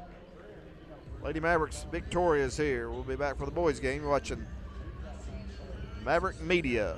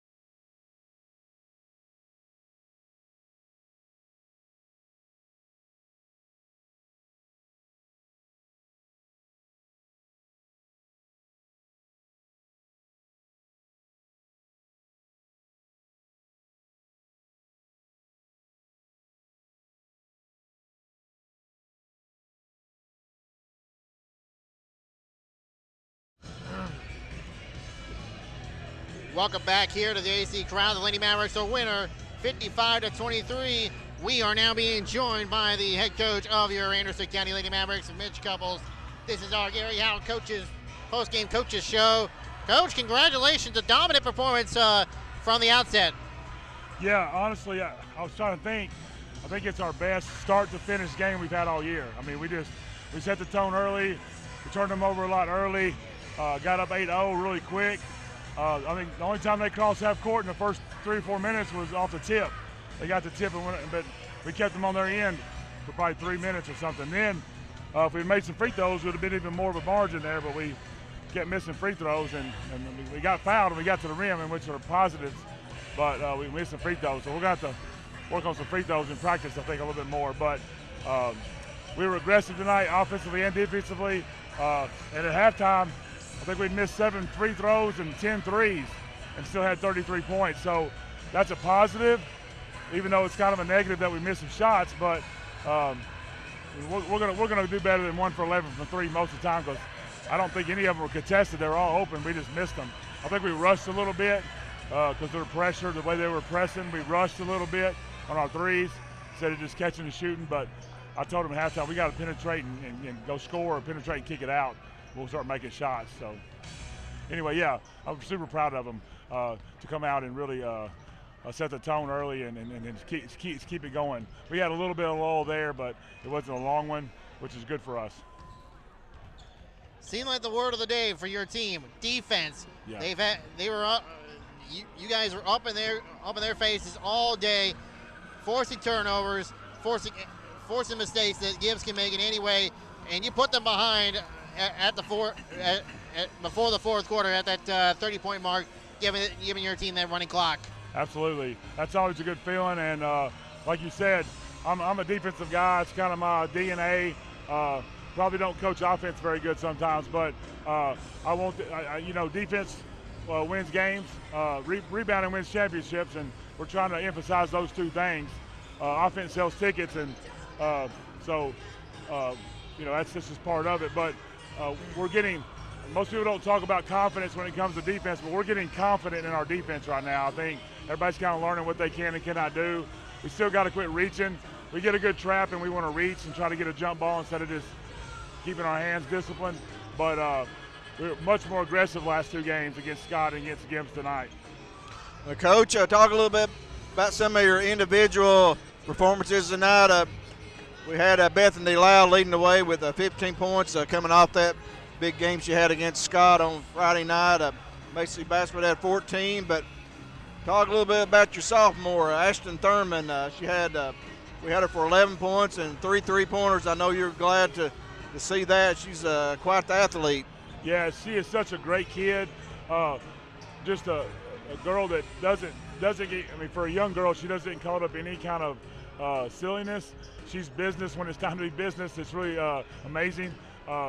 Outside of Macy, she's made more shots in the offseason than anybody in our program. She made over 15,000 shots in the offseason. Macy made a little less, a little over 20. But she's keeping that culture of shooting on her own. So from April 1st to November 1st, Ashton made over 15,000 shots on her own time.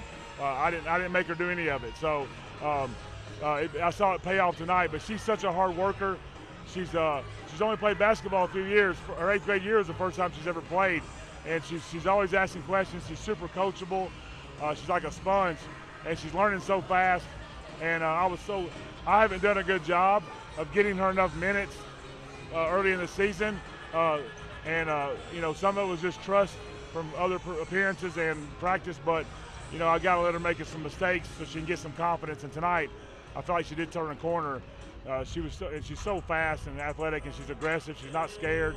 A lot of great attributes for a basketball player. Yeah, I noticed. I think she's probably one of your most improved players this year, and you can see it, from last year to this year, and that's great to see. She can really help the team here down the stretch. Yeah, since Christmas, Ashton and Ansley have definitely made strides forward, and really where they can be a real help coming off the bench and helping us. Certainly, both of those really stepping up for sure. We got word that the game tomorrow night's been postponed. Yeah, we got a call late in the afternoon. Union County superintendent decided to say no go on the game because I think Union County's announced they're getting out of school at noon tomorrow. So that was obviously hard to have a game if you let kids out of school. So I think they're getting out of school at noon. Union County is, so obviously. So we haven't rescheduled it. We're not sure when. It depends on how much weather we get and what happens with Monday's games and Tuesday's game. We got a game Monday and Tuesday, so that's going to affect what happens with Union County. We have to play the game, so we'll play it sometime. We just got to figure out when. Even the Oneida game on Monday, I guess that's in question too right now. Yeah, I mean, they obviously get more snow a lot of times than we do, and so if they get weather up there, they could definitely cancel that game too. Has there been any word on the Anderson County schools? No, I haven't heard anything. I mean, obviously, the forecast seems like it changes every 5 minutes, so we might stay in school all day tomorrow. We might be out of school. It may not snow at all. Who knows? That's just Mother Nature being a fickle mistress, in my opinion there, Coach. That's a good way to put it, Brandon. Fickle mistress, absolutely. Coach, thanks for your time. We'll let you get guys. out of here, and hopefully we'll see you next week. Absolutely. Thank you, guys. Thank you, Coach. That's head coach Mitch Couples of the Lady Mavericks, as we're a little bit under 3 minutes to go here for the start of the boys game coming up between the Mavericks and the Gibbs Eagles. Anderson County won that first meeting back on January the 16th, 57-37, so looking to get the sweep tonight. Another big district game for Anderson County. Right now, Lambeau got the numbers for the girls' game. Make this real quick here before the boys' game gets going. Bethany Lau leads the scoring for the Lady Mavericks with 15 points. 1 of 3 from the line. Macy Bass with 14 points. 1 of 2 from the line. 1 3-pointer. Ashton Thurman with 11 points. 3 threes. Addison Grooms with 5 points. 1 of 2 from the line. Julia Owens with 4 points. Emery Bullock with 3 points on 1 3-pointer. Then you have Chloe Johnson with 2 points. Natalie Sellers, Megan Watkins, Julie Lawson, and Curly Whitson on the board. They did not score. The Lady Mavericks, 4 of 9 from the line, 4 threes in the game, 14 turnovers. And we'll pause for the action as team manager Trevor Davis finishes up the Maverick warm-up and sends the team to the bench. Annie Buckner leads the Gibbs scoring with 8 points, 2 threes in the game. Rebecca Spear-Dallas with 6 points, 2 of 4 from the line. Carson Qualls, Nevaeh Large, Brooklyn Mast, and Sydney Al each with 2 points. Charles E. Harris with 1 point, 1 of 2 from the line. Gibbs, 5 of 8 from the free throw line, 2 threes in the game, 25 turnovers. And probably more than that, Lambeau sort of lost track there in the third quarter. However, outstanding job by the Lady Mavericks tonight on the defense. As we turn it over to PA announcer Andrew Ryder for the lineups. Eagles of Gibbs High School and your Anderson County Mavericks. Let's go ahead and meet the teams. First for the Eagles of Gibbs High School. Number 2, Lee Wallison. Number 5. Senior Lee Wolasek with 2 points. Number 5 is the senior Caleb Fleur, 6 points. Number 14, the juniors Cameron Bates, 10 points. Number 20, Luke Ellis. Number 24, Connor Riggs. And number 24 is Connor Riggs. Head coach for the Gibbs Eagles is Matthew Granville. He's assisted by Austin Marsh. And now we turn our attention to the host bench. It's time to meet the starting 5 for the host, Anderson County Mavericks.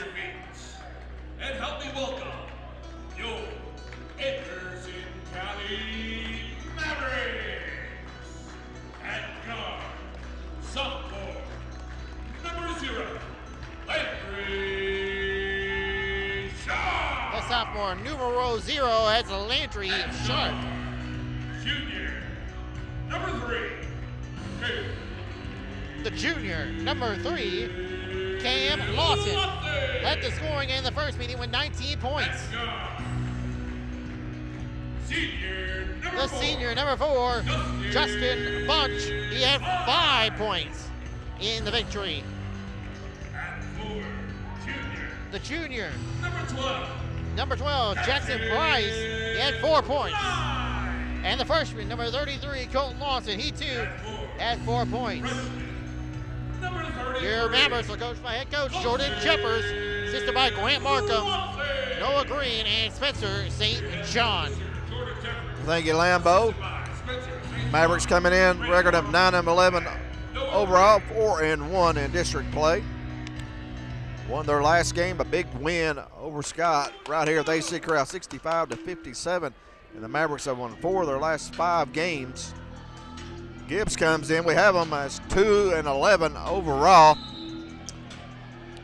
We think that's not correct. I think they played a bit more games than that, but Gibbs does have a big win over Scott in the district stand. Also a win over Union County. Yeah, that's their only 2 wins, at least as far as we know of, for the Gibbs Eagles. The Mavericks in their home whites with blue trimming, while the Gibbs Eagles are in their road blacks, white numerals, blue trim. And Colton Lawson fouled. The foul looks likely going to be on Connor Riggs. And the big freshman, Colton Lawson, go to the free throw line. As the Mavericks controlled the tap, worked it around. Gibbs coming out in zone defense. First free throw by Colton Lawson is good. And it's 1-0 AC. Looking for the sweep over Gibbs. Second free throw, no good. And Jackson Price, jumping jack on the board. The board rebounder for the Mavericks, Jackson Price, showing big dividends why he belongs here after transferring from Johnson City and Elizabethton. We'll start calling him Jumping Jackson. And 5-second too close violation called on Cam Bates. And back to Jackson Price. Wonder if he also does track also. He may do that. That's probably big dividends. He'd make a good high jumper for sure. As Justin Bunch forces that 5-second. Cross court now to Cam for 3. Swish! Double up. 3 Freeman Insurance 3-pointer. Cam Lawson. And the Mavericks off to a 6-0 start. Quickly ahead. Here comes Cameron Bates. The heir apparent to Zach Turner. Cameron Bates, one of the top scorers in Knoxville. And a turnover as Landry Sharp comes out of there with it. Second turnover for the Eagles. Cam thought about it, gets it to Price on the baseline. Little jumper would not go. Rebounded Gibbs. And immediately throws it away. Riggs throws it away. This game starting out like the girls' game. Pretty much we had earlier tonight. Anderson County jumped out to 8-0 lead, forcing several turnovers on Gibbs in the early part of that game as number 1, Gage Walker, checks in for Riggs. 6-0 AC. Bunch now with it. Price working a little triangle. Lawson shot no good. And Jackson Price with the rebound. He's fouled. In the act of shooting, it's 2 free throws. Foul's on number 5, Caleb LaFleur. Caleb LaFleur picks up the foul. That's his first. Gibbs second. The first free throw good by Price. Price to shoot 1. And the M1 and the second coming up. That one's no good. Picked up by Lee Wolsick. AC held Gibbs to 37 points in the first meeting. That game at Gibbs back on January 13th.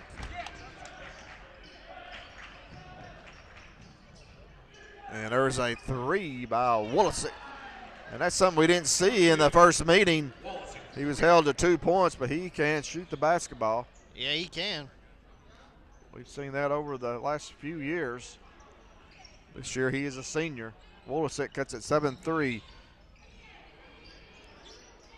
Gibbs coming out, 2-3 zone defense. Mavericks being patient with it. Ball saved by Sharp, and he knocks down a three. Well, Andrea Sharp with the Freeman Insurance Group three-pointer. Sharp did not score in that first meeting. 10-3 AC. Quickly close on Wolisic as LaFleur shoots a three, no good, misses everything. Rebound Price, gets it to Sharp. Sharp in the right corner now to Cam Lawson. He drives off the glass and scores. Cam Lawson now with 5. Had 19 in that first meeting. Cam leading scorer on the year for Anderson County, averaging 18 points a game. And the trap causes a turnover. And Coach Granville wants a timeout for Gibbs. It's going to be a 30. We're going to keep it right here. 4:26 to play in the first quarter. Anderson County jumping out to a 12-3 lead, Lambeau. Jumping off and a quick start here, John. I'm telling you what, the Mavericks, this is the team that you want to see here down the stretch here. Even though now we know that Union County's off the table on Friday night for the moment, that only means one big what they already know who's next after if Union County does happen to go after them. Certainly got to focus on this game, and Union County game being postponed tomorrow night until further notice, so have to see about that. But a big week ahead next week for the Mavericks. Oneida on Monday. I think Powell coming in here on Tuesday night. And then Friday we're hosting Clinton. So a big week ahead as Colton Lawson knocks down a three. 15-3. It'll be interesting to see if Anderson County would schedule another game next week. They already have 2, Monday and Tuesday, with Clinton coming up Friday. Sort of doubt they would schedule a game.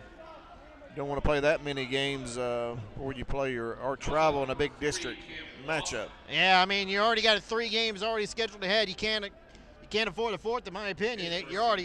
That's already a busy week enough as it is. It certainly is. The season is winding down. The Mavericks, 7 games left on the schedule.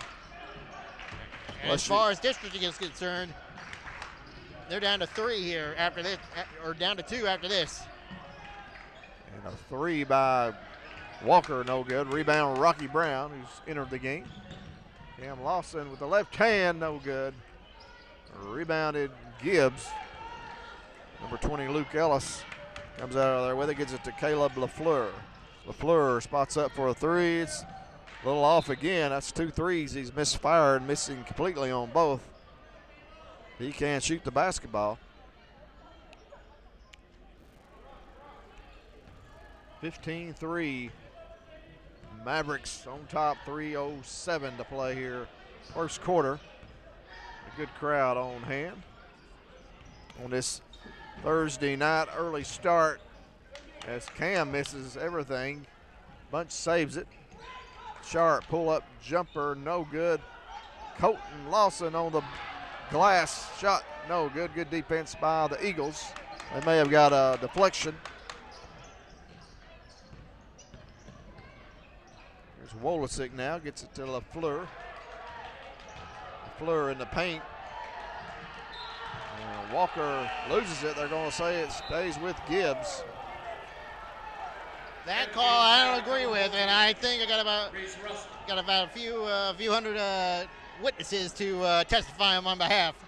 Yeah, the students letting them know.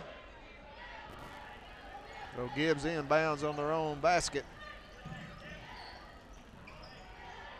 Bates, long throw in to LaFleur.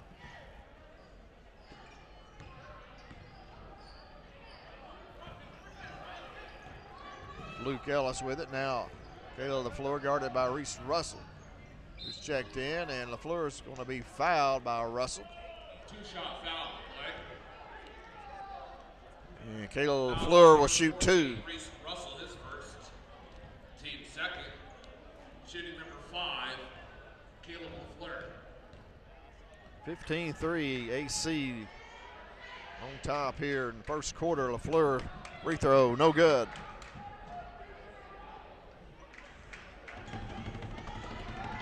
Wolasek's got the only points for Gibbs. Second free throw is good by LaFleur. 15-4. AC on top.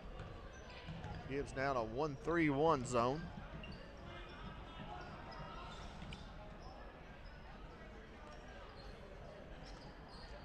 Russell now inside to Brown. Brown goes up and he's fouled. Smart move there by Rocky Brown. Forces a foul right there. Fouls on number 1, Gage Walker. Gage Walker picks up the foul. His first, team third. Rocky so strong inside. He's had a terrific stretch of basketball.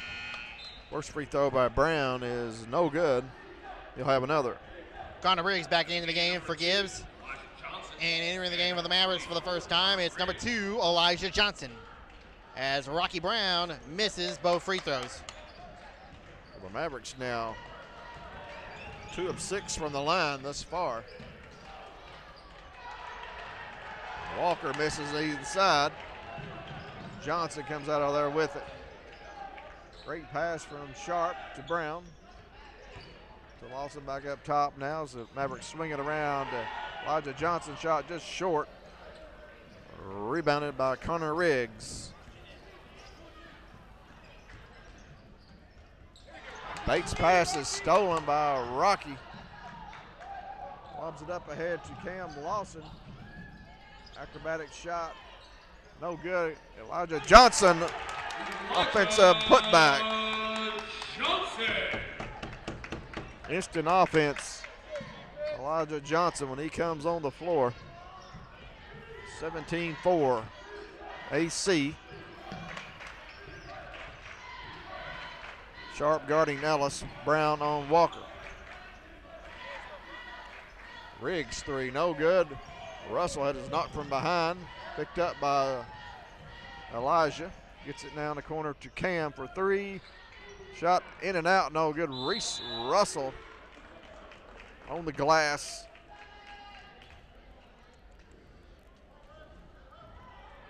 Fouls on Gage Walker. Fouls on number 1, Gage Walker. His second. Reese Russell don't have a lot of muscle on his frame, but he's wiry. He can get in there on the boards. Yeah, absolutely. Just sort of slides in there. Shane Sims entering for Gibbs, and number 10, who fires the 3, that's Maddox Tackett. No good. Rebound, Landry Sharp. He'll score. Landry's got 5. 19-4 AC. There's number 23's checked in, Jaden Sims. Stolen by Maddox Tackett. Here comes Tackett to Elijah. Loses it. Picked up by Gibbs. And a foul on Elijah Johnson. Yeah, a little bit of push to the back right there. Can't do that. Fouls on number 2, Elijah Johnson, his first. Team third. 16 seconds to go here in the first quarter. All AC. They lead by 15. And a turnover picked up by Sharp. He'll drive off the glass and score. You got to credit Rocky Brown on that one. He forced the steal. Here comes Gibbs right back at the buzzer. And Ellis loses it out of bounds. That's the end of the first quarter. The score, Anderson County 21, Gibbs 4. And Lambeau, the Mavericks, off to the races. Off to the races. And we ain't talking Camptown races. We're off to real races here. Certainly are. And right now, we got the Anderson County cheerleaders there for your entertainment. We'll be right back here watching AC basketball on the Maverick Media.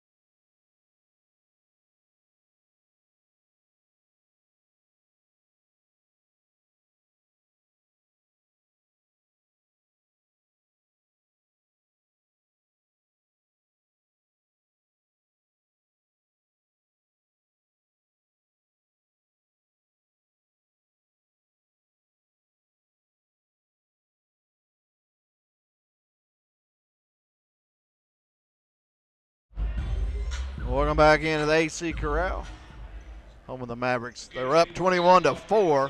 Get ready to start the second quarter. The Mavericks coming out with Bunch, Taggett, Russell, Johnson, and Brown. Almost a steal by Johnson, but he crashes into the Gibbs, Luke Ellis, and Johnson's going to pick up his second foul. I'm thinking Elijah Johnson still reeling in the glories of football last year. He's charging into players. He's a physical player. He likes contact. As he'll take a seat, and Cam Lawson back in for Anderson County. And Gibbs almost loses it. LaFleur spots an open Ellis for three. Shot too long. Rebound, Rocky Brown. Brown quickly up court, looking to penetrate, loses it. And controlled by Gibbs. Rocky got it going just a little bit too fast. Lost the handles. As Maddox Tackett guarding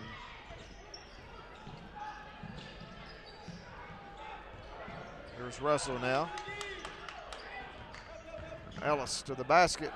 Brown coming over to defend. Good defense, Rocky. Good outlet pass to Tackett. Tackett will drive. Ball goes out of bounds. It'll be Gibbs basketball. It's a little that hot. I don't agree with the call, and I think Jordan Jebber is also not agreeing with that call either. Yeah, the official needed help on that one, and he got it from the official nearest to us. And it's Gibbs basketball inside to LaFleur. Shot blocked by Cam Lawson. Cam down to Justin Bunch. Inside to Rocky Brown off the glass and scores. The first meeting against Gibbs, I think we truly saw the arrival of Rocky Brown. This time he backs it up again. Yeah, he had 18 that night, I believe. And throwing away, intercepted by Justin Bunch. And number 4 takes it in, and he's going to draw the foul. Justin Bunch still playing with that brace on his right wrist. He hurt it back in December. Lee Wolisick picks up his first. And the Gibbs first foul in the second quarter. Bunch. First free throw. Good. Shot made by number 4, Justin Bunch. Bunch had 5 in the first meeting. Bryson Lawson back in the game. Jackson Price and Colton Lawson back into the game for the Mavericks. Gage Walker, Jaden Sims, and another player also come in. Number 3, that is Cade Cameron. 25-4, and Gibbs just throws it away as AC came with full court pressure. Ball thrown out of bounds. Mavericks will take it over. Well, the Mavericks on quite the run.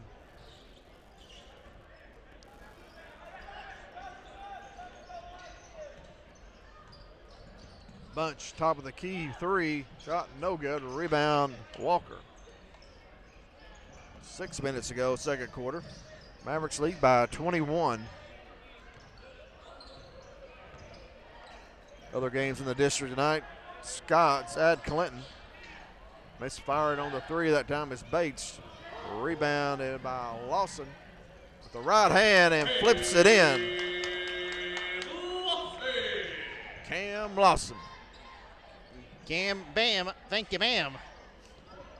He's got 7. Pull up by Cameron is no good.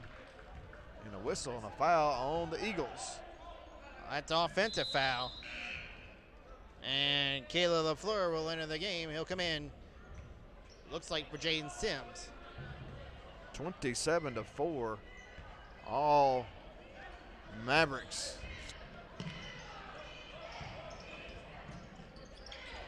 Bunch to Sharp. What's a wide open Price inside. He tried to get it to Colton. Goes out of bounds. Jackson was a little bit off balance when he caught that. Would have liked to go straight up with it.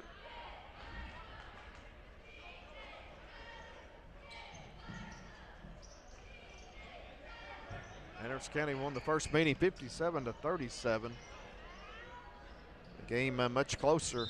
Had Gibbs as a double dribble. Double dribble violation of the play. That's another turnover. John, you count them out for 6. Unofficially, 6 turnovers on the Eagles.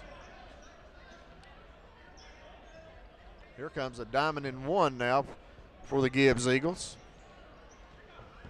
BC breaks it. The Price shot is stuck. Wedgie. It's a soft wedgie on that one. Yep, and Price jumps up and knocks it loose. And turnover possession is going to stay with the Eagles, the Mavericks on that jump ball. As Colton Lawson powers for 2. He's got 6:29 for AC. LaFleur.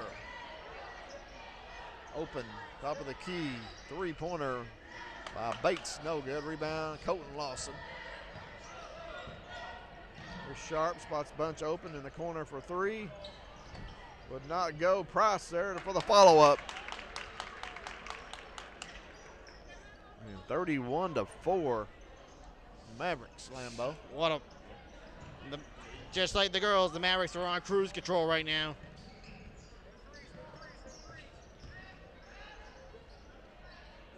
There's Cade Cameron with it.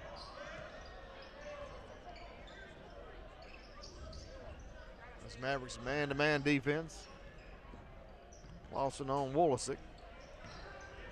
There's Bates, leading scorer for the Eagles, yet to score.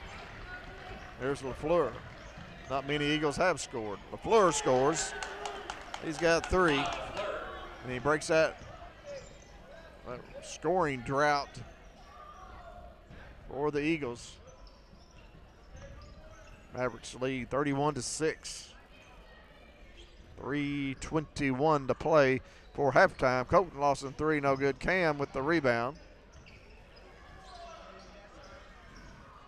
Backs it out. Looks for a screen from Price.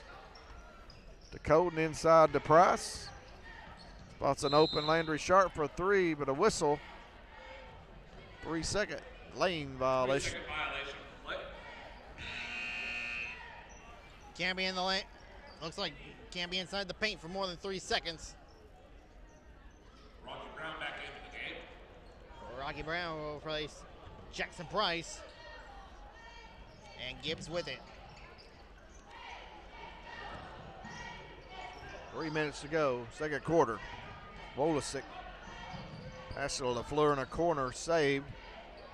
Back up top to Ellis. Ellis cut off, gets it to Wolisick. He knocks down a 3. 3-point play by Wolisick. He's got 6, 31-9.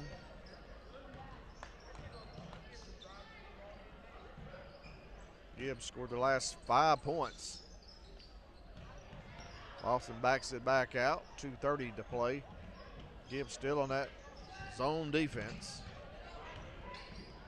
Cross court to Cam for 3. Shot no good. Rocky Brown with an offensive rebound putback.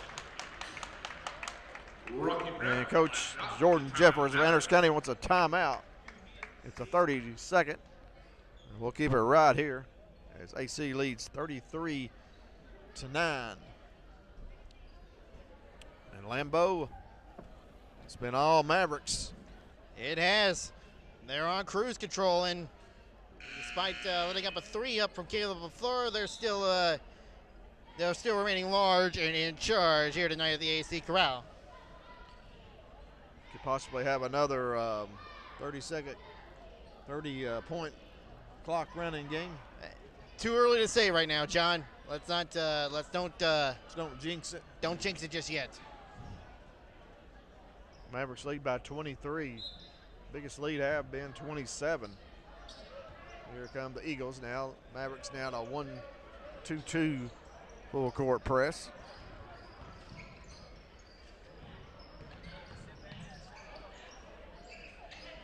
Eagles get it across the timeline. Wolasek wanted to shoot, gets it to LaFleur now. Cade Cameron, shot blocked by Colton Lawson. The big bear got his paw on it. Not sure what the official whistled there. It's AC basketball. Minute 40 to go.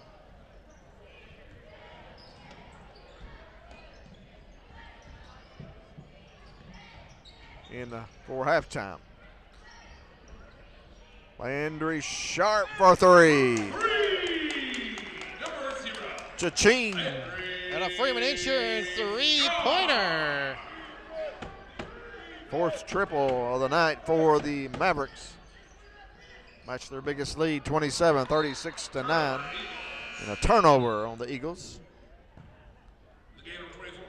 7 turnovers unofficially.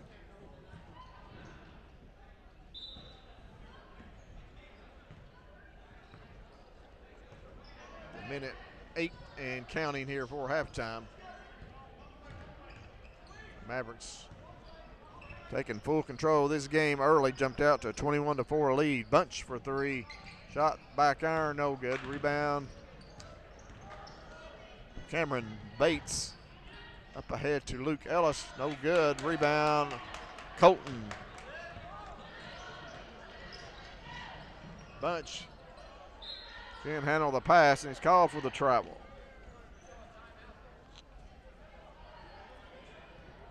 Unofficially, 3rd turnover on the Mavericks. 41 seconds to go here for halftime.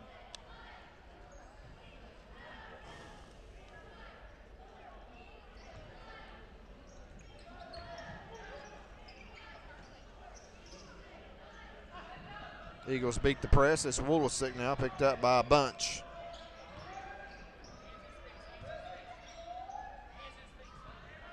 It's Wolasek with it. A little shake and bake action, fires up, and he got it. He's got 3 threes. 36-11. Shoot, that should be. Must have been ruled a 2. It was ruled a 2. Check that. 36-11. 9 seconds to go here for half. Colton Lawson with a head fake. Goes up off the glass and scores, and count it.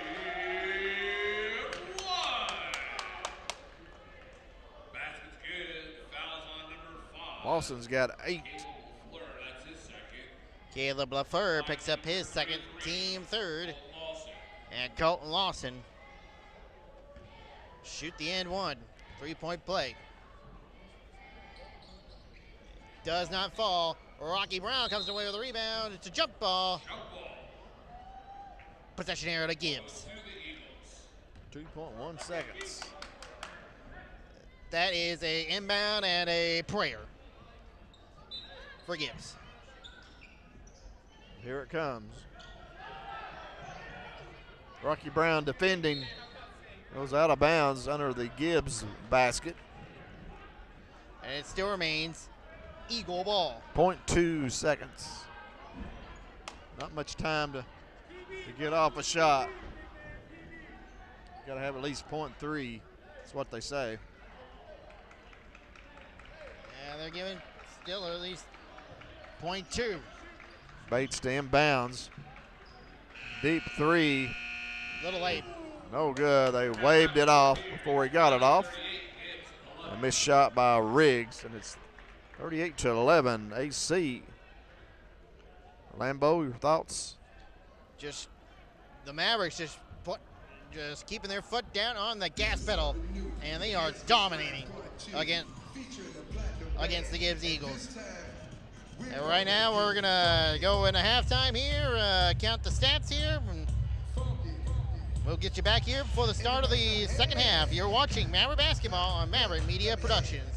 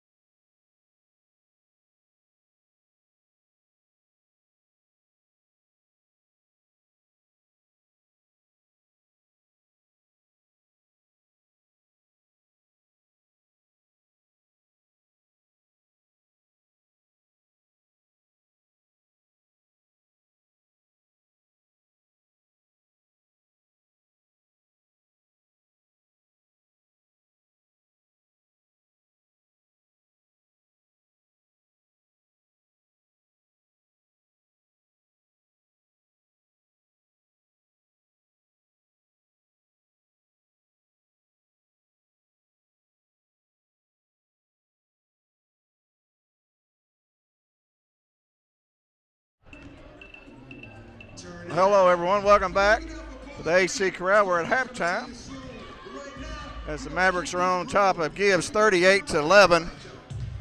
And right now we're being joined by Anderson County sophomore Ansley Freeman and Ansley, I'm about out of breath. It's a long walk up here, but thank you for joining us. You're welcome. Thank you. You're in a lot better shape than I am.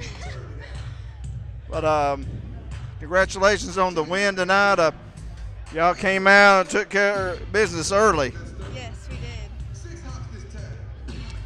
Defeating the Gibbs 55-23, jumped out to a big lead and pretty much put them away early. But I want to have you on tonight, and you're a sophomore, as I mentioned, and you've been getting some starts this year. You didn't start tonight, but you've had some where you've been starting, and also the big player coming off the bench. Did you think you'd be playing that big of a role this year coming into your sophomore season?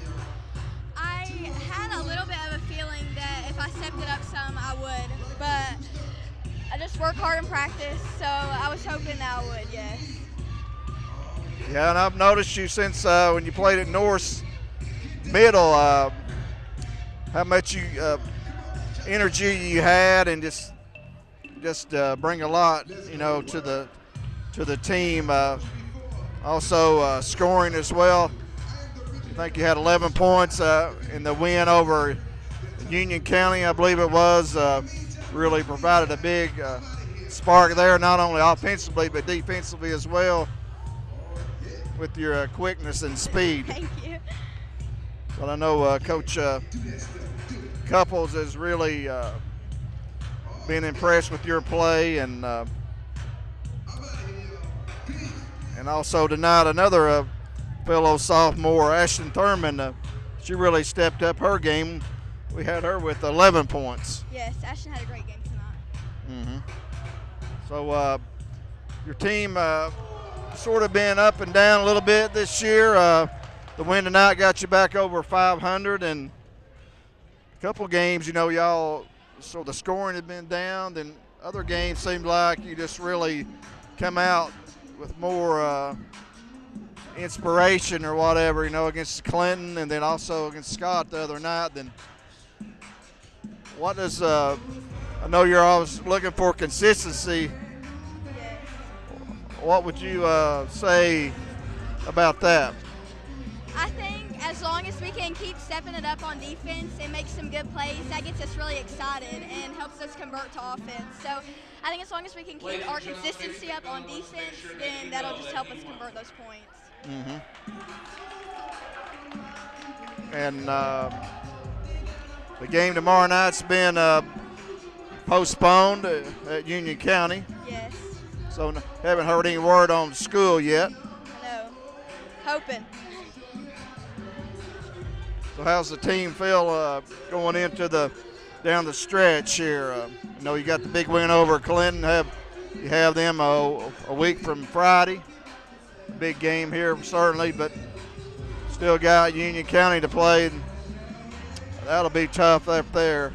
Yes, I think we're feeling pretty excited. So as long as we can come out and just play energetic and to the best we can, I think we got it.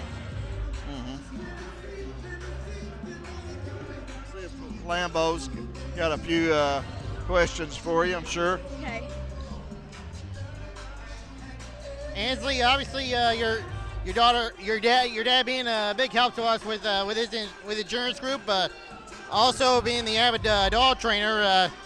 I know this year, but having to be in the last season of your dog Ella, obviously that was a gift for you. How special was it to see her on that field for the last time? It was so special. She's just such a good dog, and I'm just so glad that it went as big as it did, and it just made as much people as excited about her as we are. Now many people are probably going to be excited about seeing May on that field. Yes, she's very energetic, so hopefully we can get her calmed down just a little bit. All right, well, Ansley, we'll let you get out of here. If school does happen to get canceled, we hope you enjoy it, but if not, we'll see you hopefully next week. Yes, thank you. Got another question for you, Ansley. Yes. You had some ice on you earlier. You have Yes, on your hand. I got my thumb pulled back on a rebound, but I should be all right. Yeah, we need you for sure. And once again, well, thank you for coming up and enjoying us, and we've been really impressed with your play, and it's fun to watch you. Thank you. You're welcome, and let's keep up the hard work. Thank you. All righty, that's Ansley Freeman, a sophomore for the Lady Mavericks, as we get ready to begin the third quarter here at Lambeau. We'll try to get the stats here in a little bit. It's always good to talk to these girls, and the first time we've had Ansley on. Yeah, absolutely. Obviously, bright talent. No doubt, she'll be a future playmaker for this Lady Mavericks squad here down the stretch. And again, we can't thank her father, Lance Freeman, enough for sponsoring us this year. Oh, certainly. Yeah, we love having the Freeman Insurance Group sponsoring our three-pointers. Let's get ready to start the third quarter.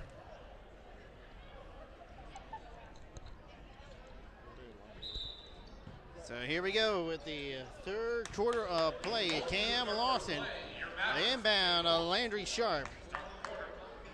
And the Mavericks work out the play here. It's Cam Lawson, Colton Lawson, Jackson Price, Landry Sharp, pump fakes, goes to Cam Lawson, Justin Bunch.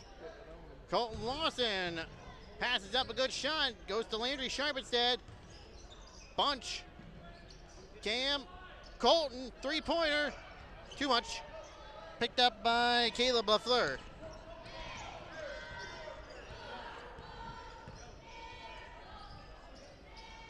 Gibbs with it. Wolosek. 14 is Bates. Gage Walker bounce pass to Bates. Loses the ball. And wide open is Gage Walker. 38-13. Anderson County. That's Walker's first points. He had 8 in the first meeting for Gibbs. Anderson County up by 25. Sharp shoots a 3, shot short, no good. Rebounded by Wolosek.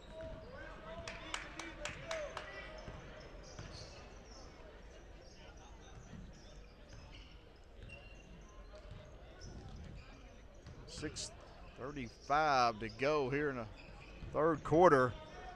Wolosek tried to get it to Bates.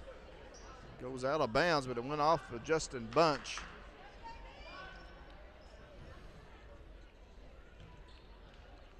I suspect the quietest you can ever hear this place, Lambeau. Got a little quiet in here now, so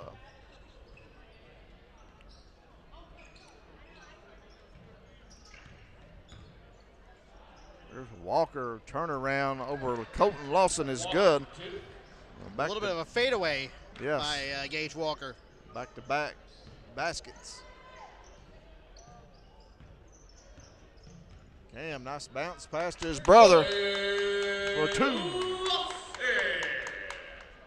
And Coach Jeffers is going to call a timeout. 30 seconds. We'll go ahead and take a quick break. Be right back.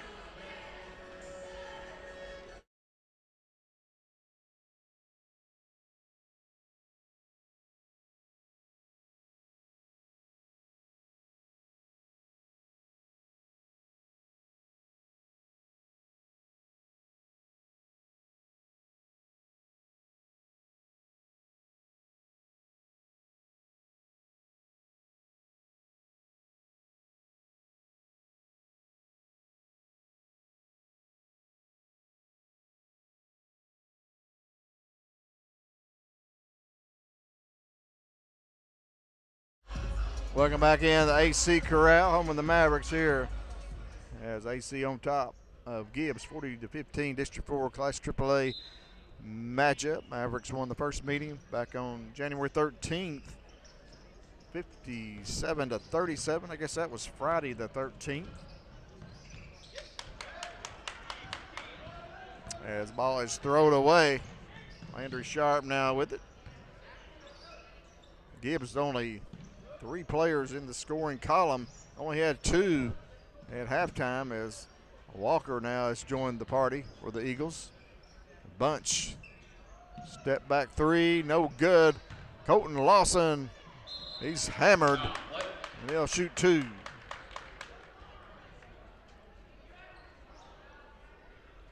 It's Colton Lawson foul on the play. And Gage Walker picks up his third.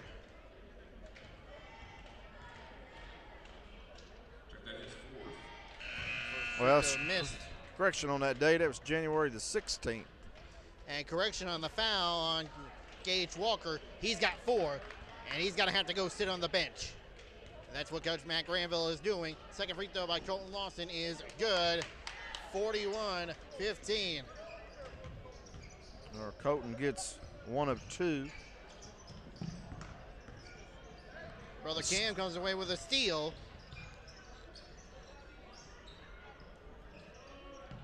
Cam, bam, Lawson. Number 3, Freeman Insurance Group 3-pointer. He's in double figures with 10. Hustles back, good defense, Justin Bunch. That's number 34, TK Timbo. Excuse me, he's wearing 33 tonight. Tried to track down the loose ball.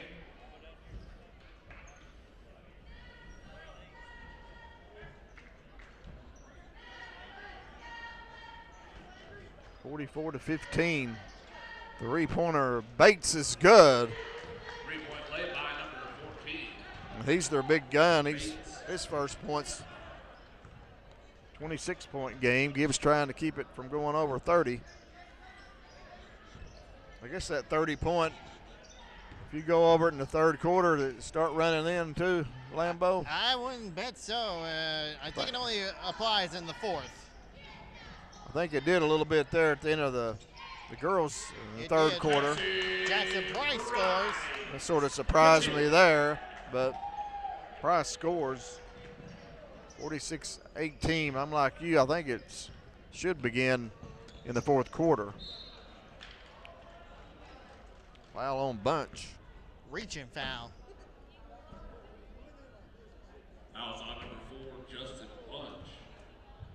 It's going to be his first, team fourth. Or team first. Bob comes in. Cameron Bates, just a junior, on the top scorers in Knoxville. Timbo, 3. 3-point play by number 33, TK Timbo.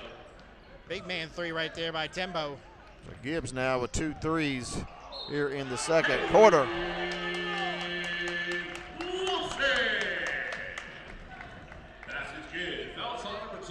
Cam gets loose again.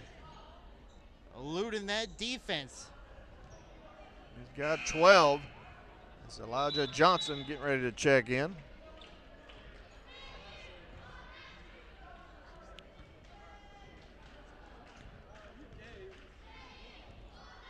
And Cam Lawson completes the and one. 49-21. Been all Mavericks. Basket was made by number Jumped out 21-4 lead. E.J. Johnson checks in for Justin Bunch. Almost a steal by Cam. Pull up. Bates, 3 is good. 3-point play by number 14, Cam Bates. Gibbs starting to find the range. Mavericks got to keep playing. Cam for 3. Shot no good. Rebound, Johnson. Elijah Johnson for 2. Beautiful turnaround shot by Johnson. 51-24. Mavericks, 3:20 to go here in the third quarter. And Bates, hesitation dribble. Shot no good. Rebound Jackson Price. Long baseball pass up from Sharp to Colton, but he draws the foul.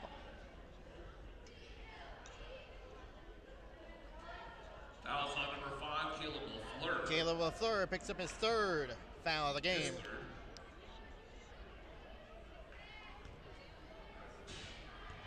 Big number 33 at the line. He's got 12 points now. Lawson in the game, number 15, Rocky Brown. Rocky Brown enters the game for Jackson Price, For the Eagles, number 2 and 20. Lee Willisek, and Luke Ellis re-enter the game for the Eagles.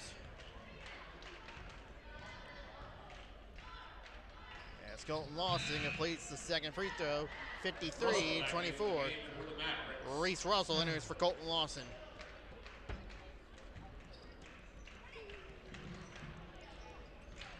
And now the Mavericks working on full court press, but Gibbs able to break it.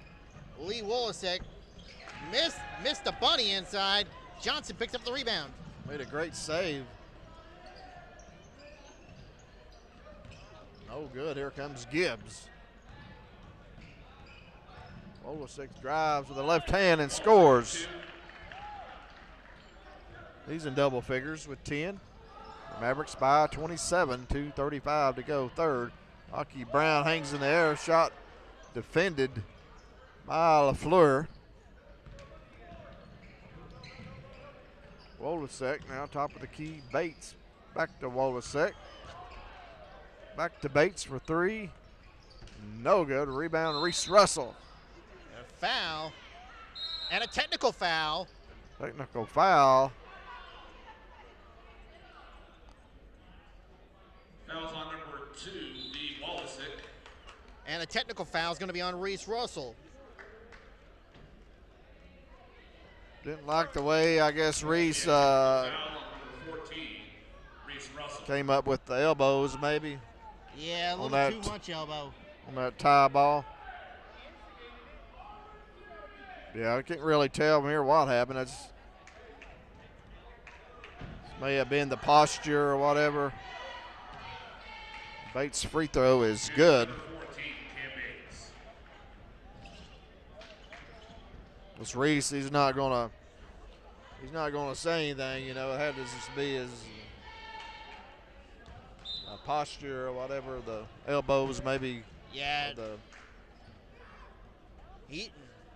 he's been raised right. His mom's been a former principal here. He knows it. She'll probably put some sense into him if he did. certainly. Bates knocks down both free throws. 25-point lead for the Mavericks coming up on 2-minute mark here in the third quarter. LaFleur.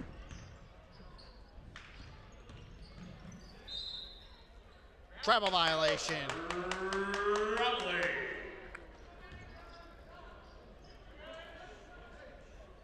Minute 54 to go in the third quarter.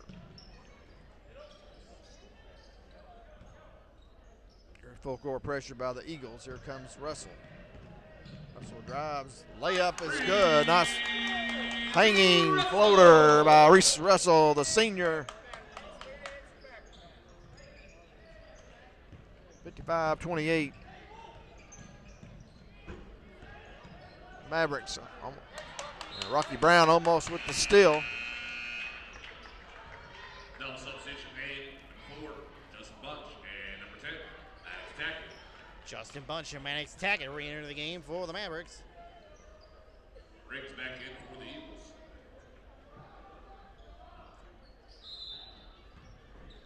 Minute 25 to go here in third quarter.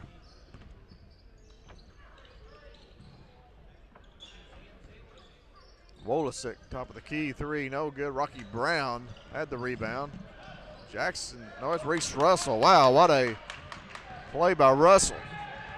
It's just to Brown, back to Bunch for three. Swish! Justin Bunch with the Freeman Insurance Group three-pointer. And we're at the 30-point mark.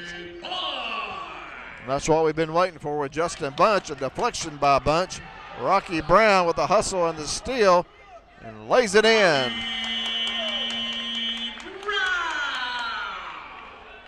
60-28 and timeout called by Gibbs. Bunch made it happen with the deflection. Rocky tracked it down and scores. Full timeout. 30. 30. So we'll keep it right here as the Mavericks are up 60-28 28, so they've hit that magic 30-point mark. They are at that 30-point mark. Well, past that 30-point mark. Now up 32.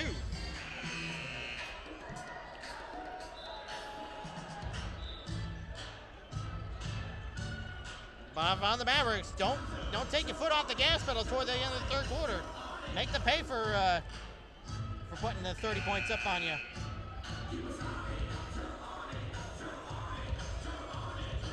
Both teams break out the huddle, and we do have a final on the girls' game between the Scott Lady Highlanders and the Clinton Lady Dragons, and the Lady Dragons a winner 52-28. Another steal for the Mavericks. Russell came up with it and got it to Tackett. He's fouled. Fouls on number 14, Cam Bates. Cam Bates picks up the foul. That's his first. First foul, Gibbs in the bonus. Gibbs over the foul limit. Shooting number 10, Maddox Tackett. As Maddox Tackett makes the first free throw. Maddox is in the box score, sophomore. Transfer from Oliver Springs. The second free throw is no good.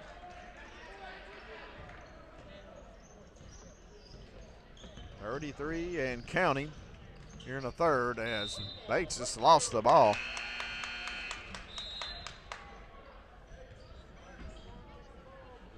Glad it didn't hit a cheerleader. That went flying right by them.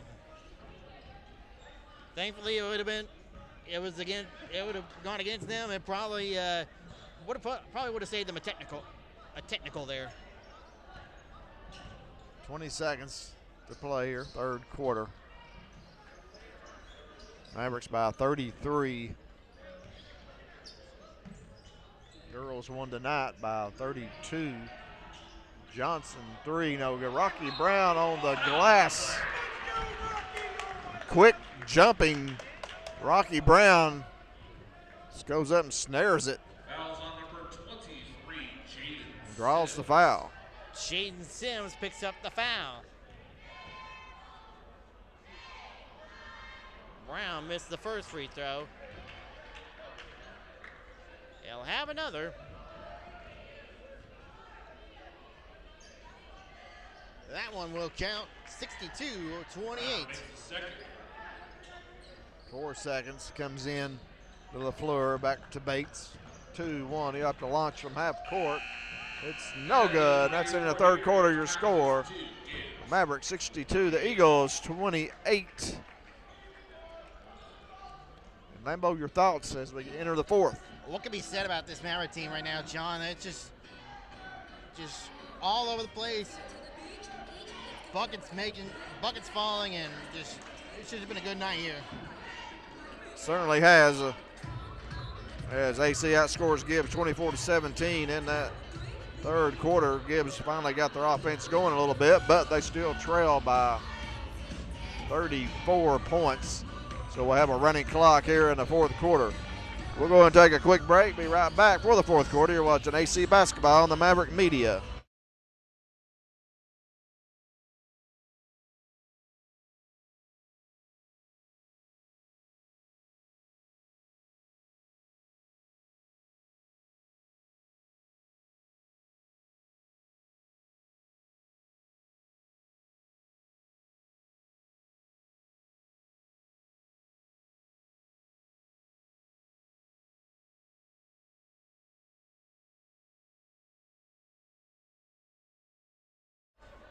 Welcome back in to the AC Corral as we begin the fourth quarter. As the Mavericks have some Max Stanfield on the floor making his first appearance tonight. And a turnover on Gibbs once again as quickly up court come the Mavericks as Stanfield is fouled. He'll go to the line, shoot two. Normally we're at that 30-point mark, John. We'd be seeing a running clock, but it looks like it's going to be until we get up to 35. So Max Stanfield, first free throw, catches front iron. Shooting number 21, Max Stanfield. It may be 35. I know in football it's 30. It used to be 35. Football went down to 30. Not sure about the basketball, but. Makes the free throw. Stanfield on the board, makes 1 of 2. That's 35 right there, 63-28. 7:35 to play. As Ellis scores on a foul, do they count it? They do. Luke Ellis scores his first points. Fouls on Maddox Tackett. The clock's still running, Lambeau. They're still running. Maybe if it hits that 35 mark, it keeps going. Ellis misses chance for a three-point play. Stanfield.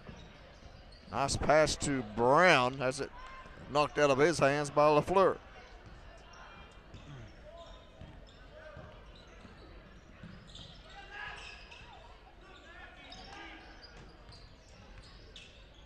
Walker working on Brown. A little fade away is good. He's got 6. Rocky on a fire 3. No good. Russell kept it alive. Now Johnson with it. And a whistle on a holding foul on Gibbs.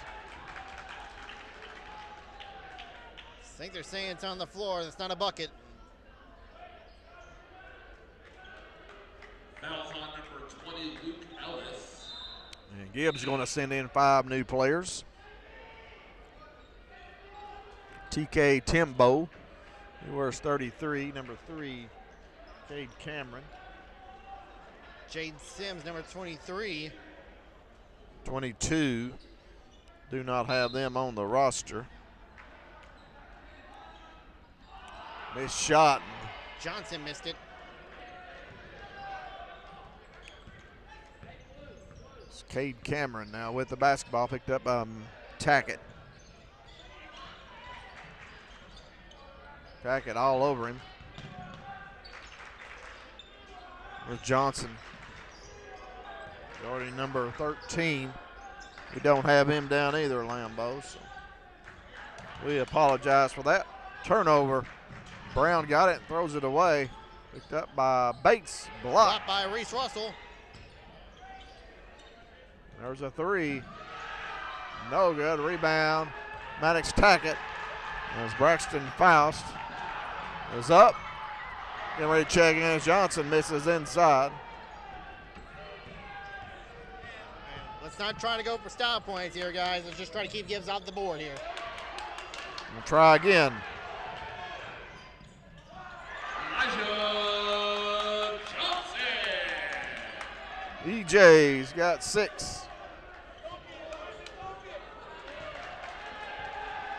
Here comes Luca. Luke Childress getting ready to check in as well. Timbo inside scoring. Number 33, Timbo, for 2. Gotta love his name. TK Timba. TK Timba. Tackett for 3. That's a standing ovation on that one for the student section. Maddox Tackett with a Freeman Insurance three-pointer. The Mavericks are having fun out there. Here comes Easton Owens. He's going to check in.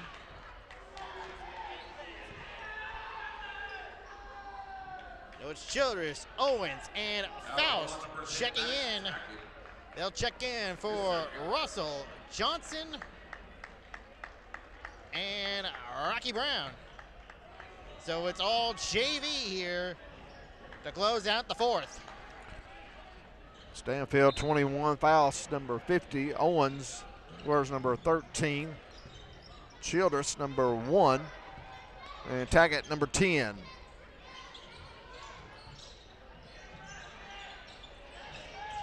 .315 to play. Mavericks lead by 34. They're doubling up the Eagles.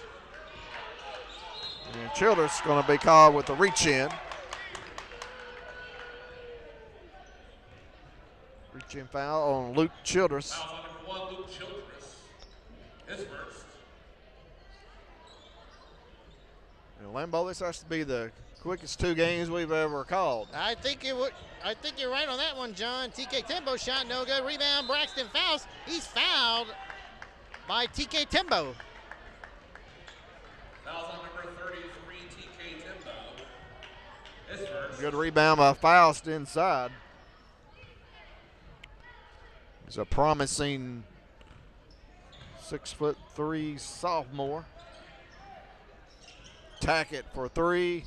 No good. Rebound, Timba. Almost stolen by Stanfield. 2:15 to play. Be sure and stick around. We'll have the Jordan Jeffers post-game show, sponsored by Gary Houck. Fouls on number 50, Braxton. Braxton Faust picks up the foul, his first, team fourth.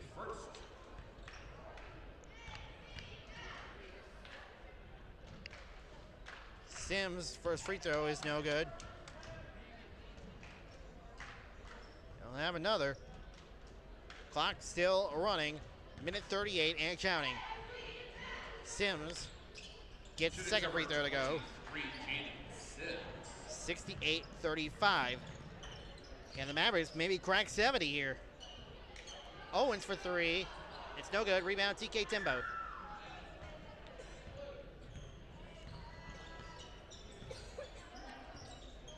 And it's the Eagles with it. Kay Cameron over to Jaden Sims. Timbo.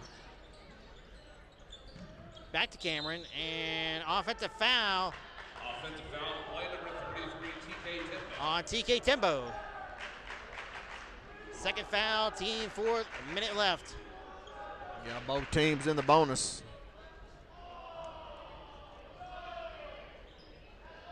Let's get one of these younger players some points. Luke Childers for 3. Shot no good. Tackett, top, Stanfield. Back to Luca, gets it to Faust. Faust to shoot a 3. Good! Braxton Faust with a 3-pointer. Made sure it's 3-pointer. Braxton Faust. He got the bounce.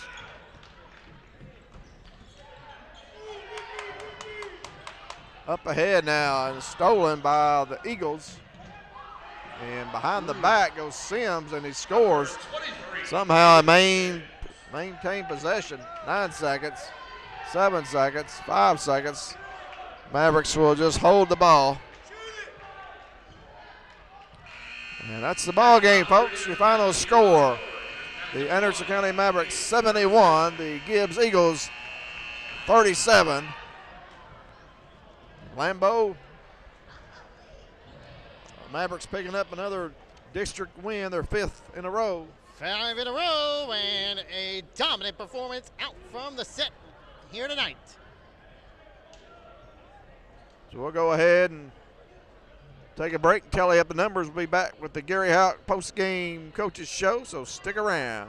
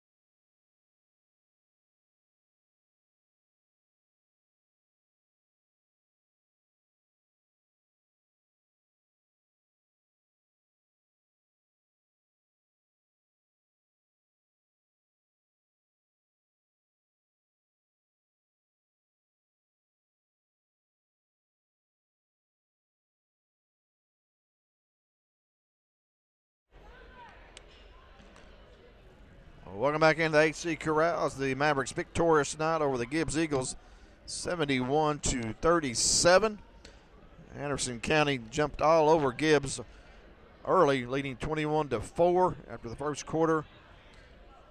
Led by 27 points at halftime and increased that up to 36 going into the fourth, for winning by 34 points, 71-37. Mavericks improved to 10-11 overall. That's 5 out of 6 wins now for Anderson County, and they are now 5-1 in district play. We're getting ready to be joined by the head coach of the Mavericks, Jordan Jeffers.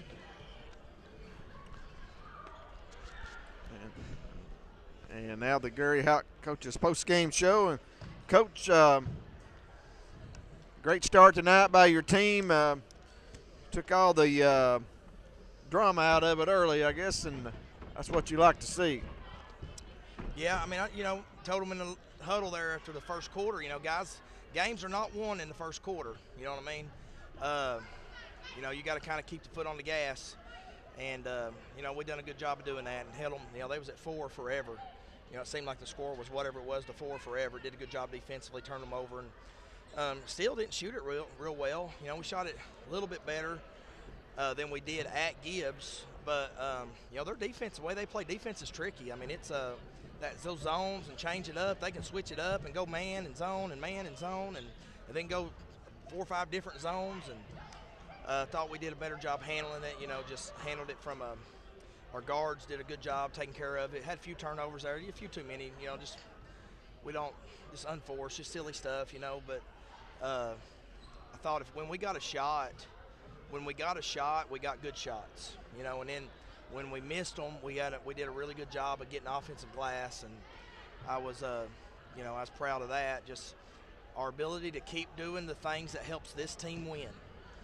This team has proven over the long haul of a season so far that we're not always a great shooting team from the outside, but we've found ways, to affect the game positively for our team from an offensive rebounding standpoint, and giving ourselves a chance on second chance points and stuff like that.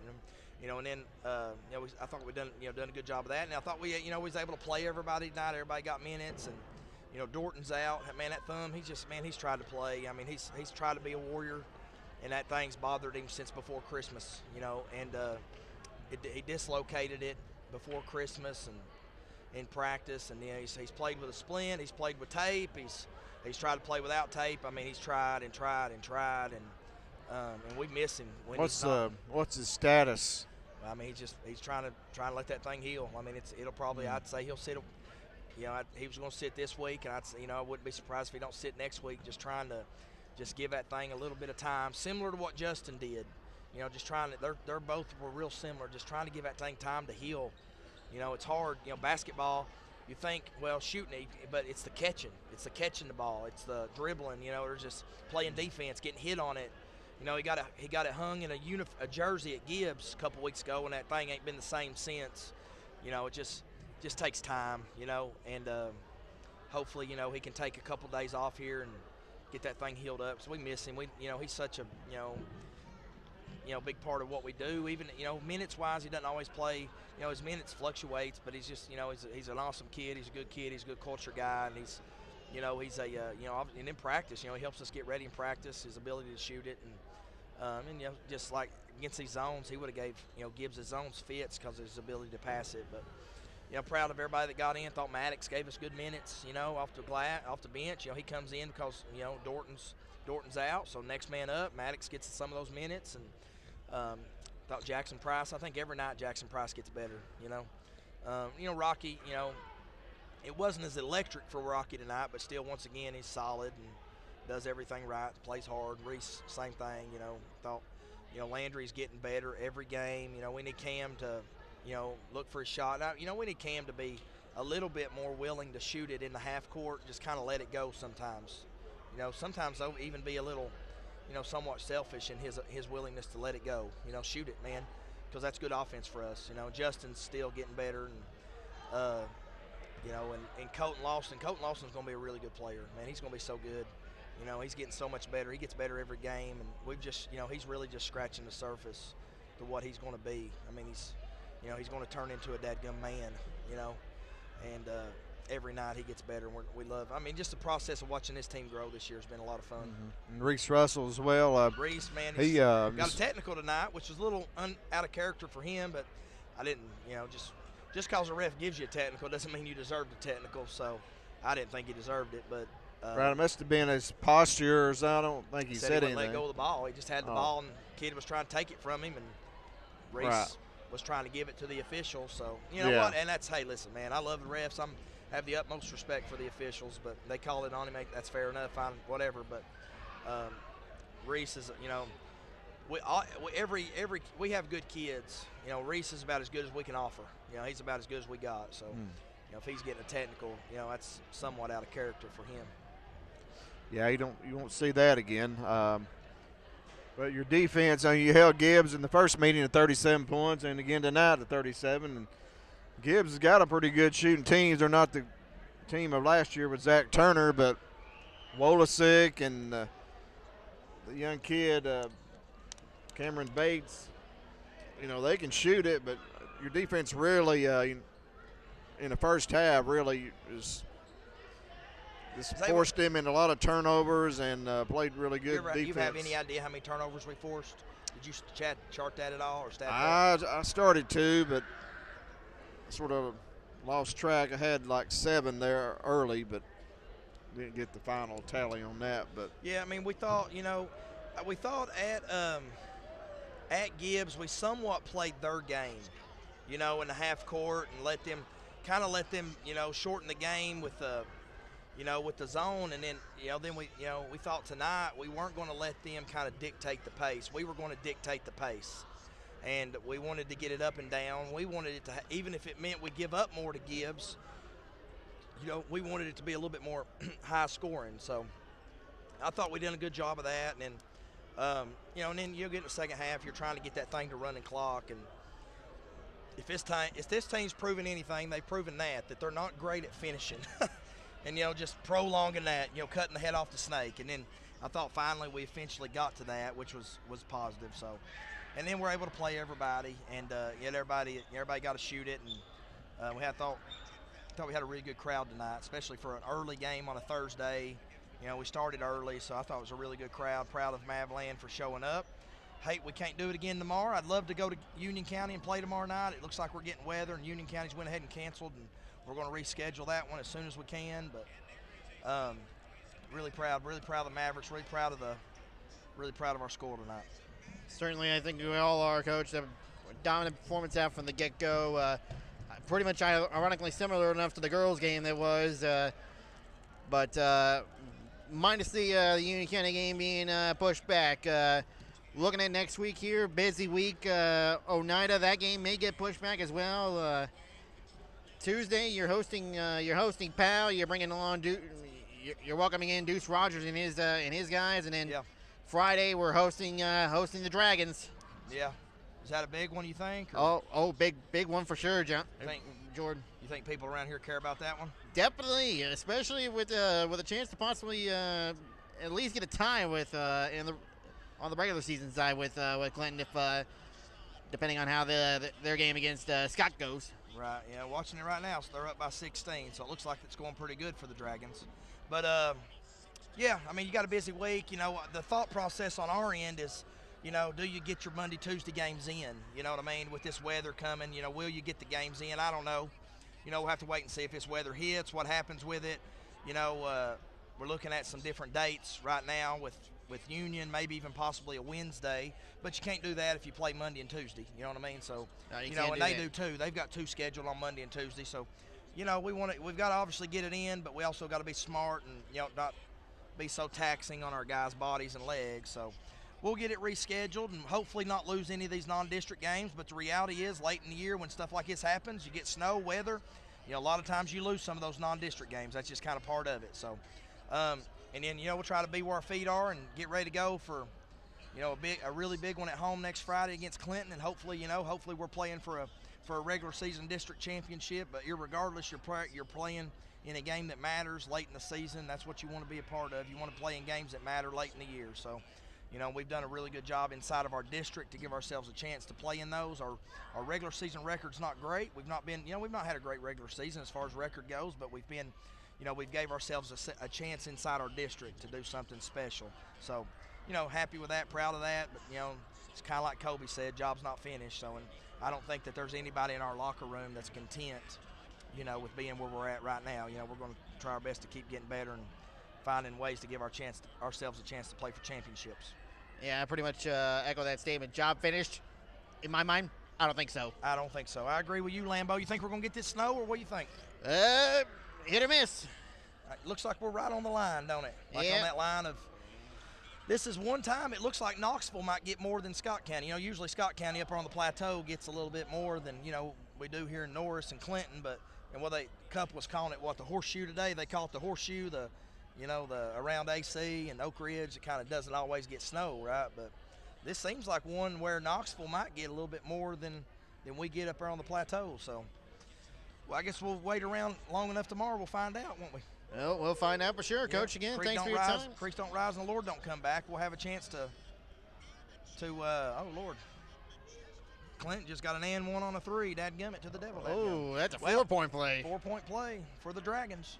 But, yeah, excited about, you know, where this thing's going. I mean, if you'd have told me, you know, in the middle of December that we'd have a chance to play for a district championship or at least even be in the hunt, man, I don't know if I'd have believed you, you know, because we struggled so bad over Christmas break, you know. But at the same time, we're missing 2 starters. Dorton was out, 3 starters really, you know, and just you know, we had Dorton and Justin and Cam out. So I mean, in our ability, and this sounds crazy, that helped our team so much having to go through that. It changed the way we coached it. It changed what we do offensively and defensively, going through that struggle and that trial, you know, going through that fire, and you know, when it's all said and done, I think our team is going to be better when this thing's over because of having to go through that struggle that we went through in December. So I'm excited to excited to stay on this journey, but also excited to kind of see where it ends up for this team.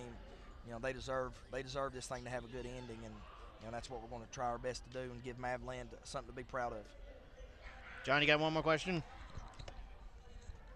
Yeah, one more question, Coach. We having school tomorrow? I'd say we'll have school tomorrow. Yeah, I'd say we'll have school, yeah. I'm hoping not. I don't know if we'll go all day or not, but I'd say we'll have school tomorrow. Sort of a tough call for it's a tough one, Dr. Parrott. Well, you don't know. I mean, that's the thing. You've got so many conflicting reports. These, you know, with the meteorologists, and you know, some I saw one that said it's coming in at 9, then saw 11, and 1, and 4, and I mean, who knows? I mean, we were prepared today with Union County to go play at Union County tomorrow at 1 o'clock. Wow. You know, so we were more than willing and trying to get the game in. Now, Union County, I'm on their side. I mean, they're erring on the side of safety and, you know, and precaution, and they're letting school out tomorrow at 1.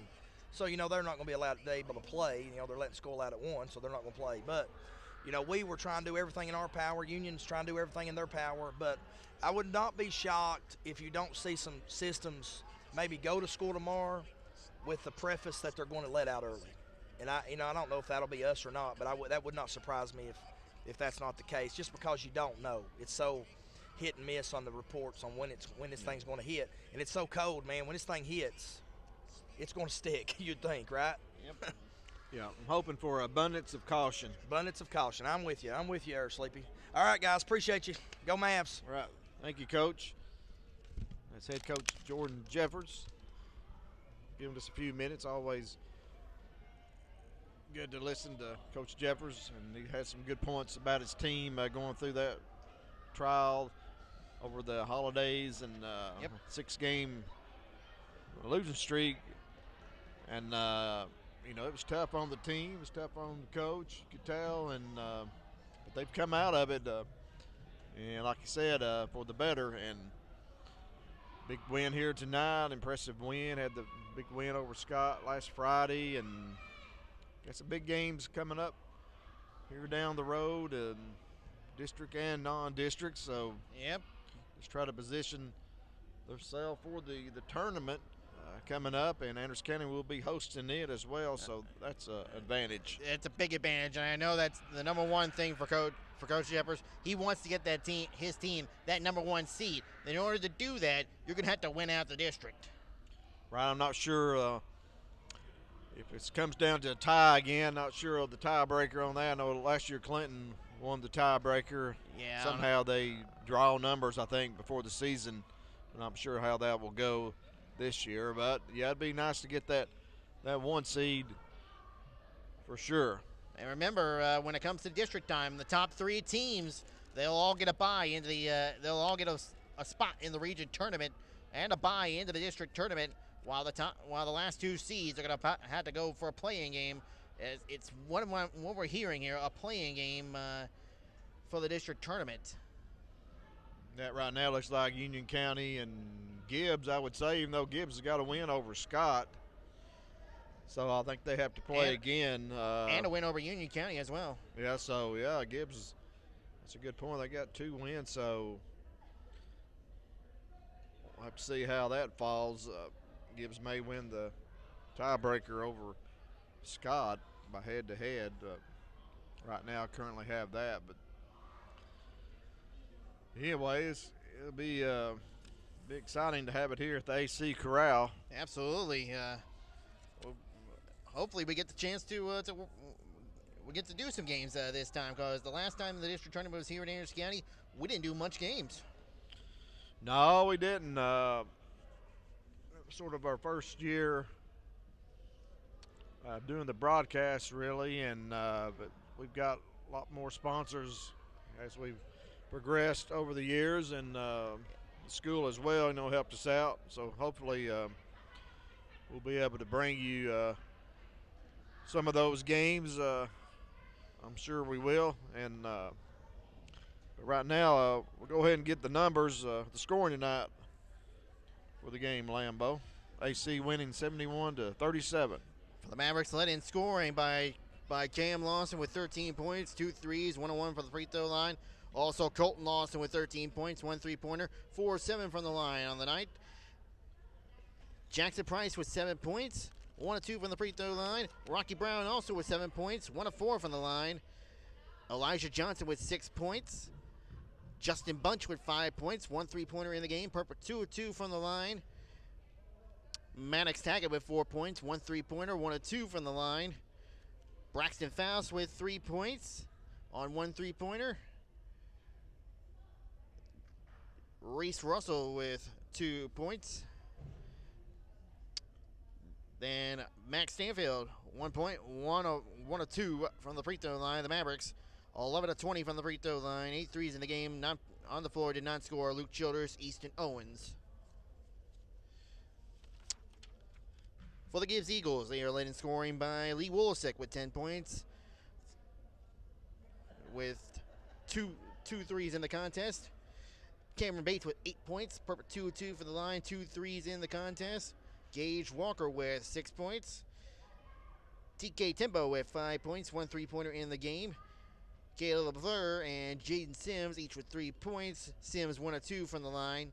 Luke Ellis with 2 points, 0-1 from the free throw line. Jay Cameron was the only one on the floor that did not score. Gibbs 4-7 from the free throw line with 4 threes in the contest, making our final score Anderson County 71, Gibbs Eagles 37. Thank you, Lambeau. Any final thoughts? Well, just a great night tonight. Quick night for us to do these games. Again, hopefully everybody stays safe tomorrow, depending on how the weather is going to cooperate with us. You know how these meteorologists can be sometimes, John. Certainly, it's hard to predict the weather here in East Tennessee, but the AC Lady Mavs winning 55-23, and the boys on top of Gibbs 71-37. I'd like to thank everyone out there for watching tonight, and we appreciate you very much. And hopefully you guys stay tuned to the Facebook page regarding any updates on the future games being rescheduled here with this weather coming in. Certainly we'll keep you abreast of that situation. And so, Lambeau, we got the night off. Absolutely. Tomorrow night. And hey, we're next week here. We might want to start thinking about doing some Super Bowl picks. We got the Super Bowl next week.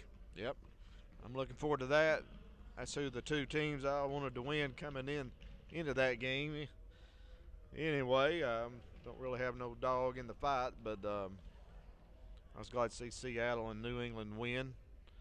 So I should get some new faces in there and some players that ain't been in it before. So absolutely, we'll make those picks. I believe Friday after the AC Clinton game. Again, regarding depending on if we get the game played. Okay, that's going to do it here from AC Corral. Once again, thanks everyone out there for watching. And for Brandon Lambert, I'm John Sleepy Williams, and we'll see you maybe on Monday, maybe on Tuesday, or maybe Friday. You know, Powell's a Knox County school, so if they're not in school on Tuesday, that game won't get played. So who knows what's going to happen. So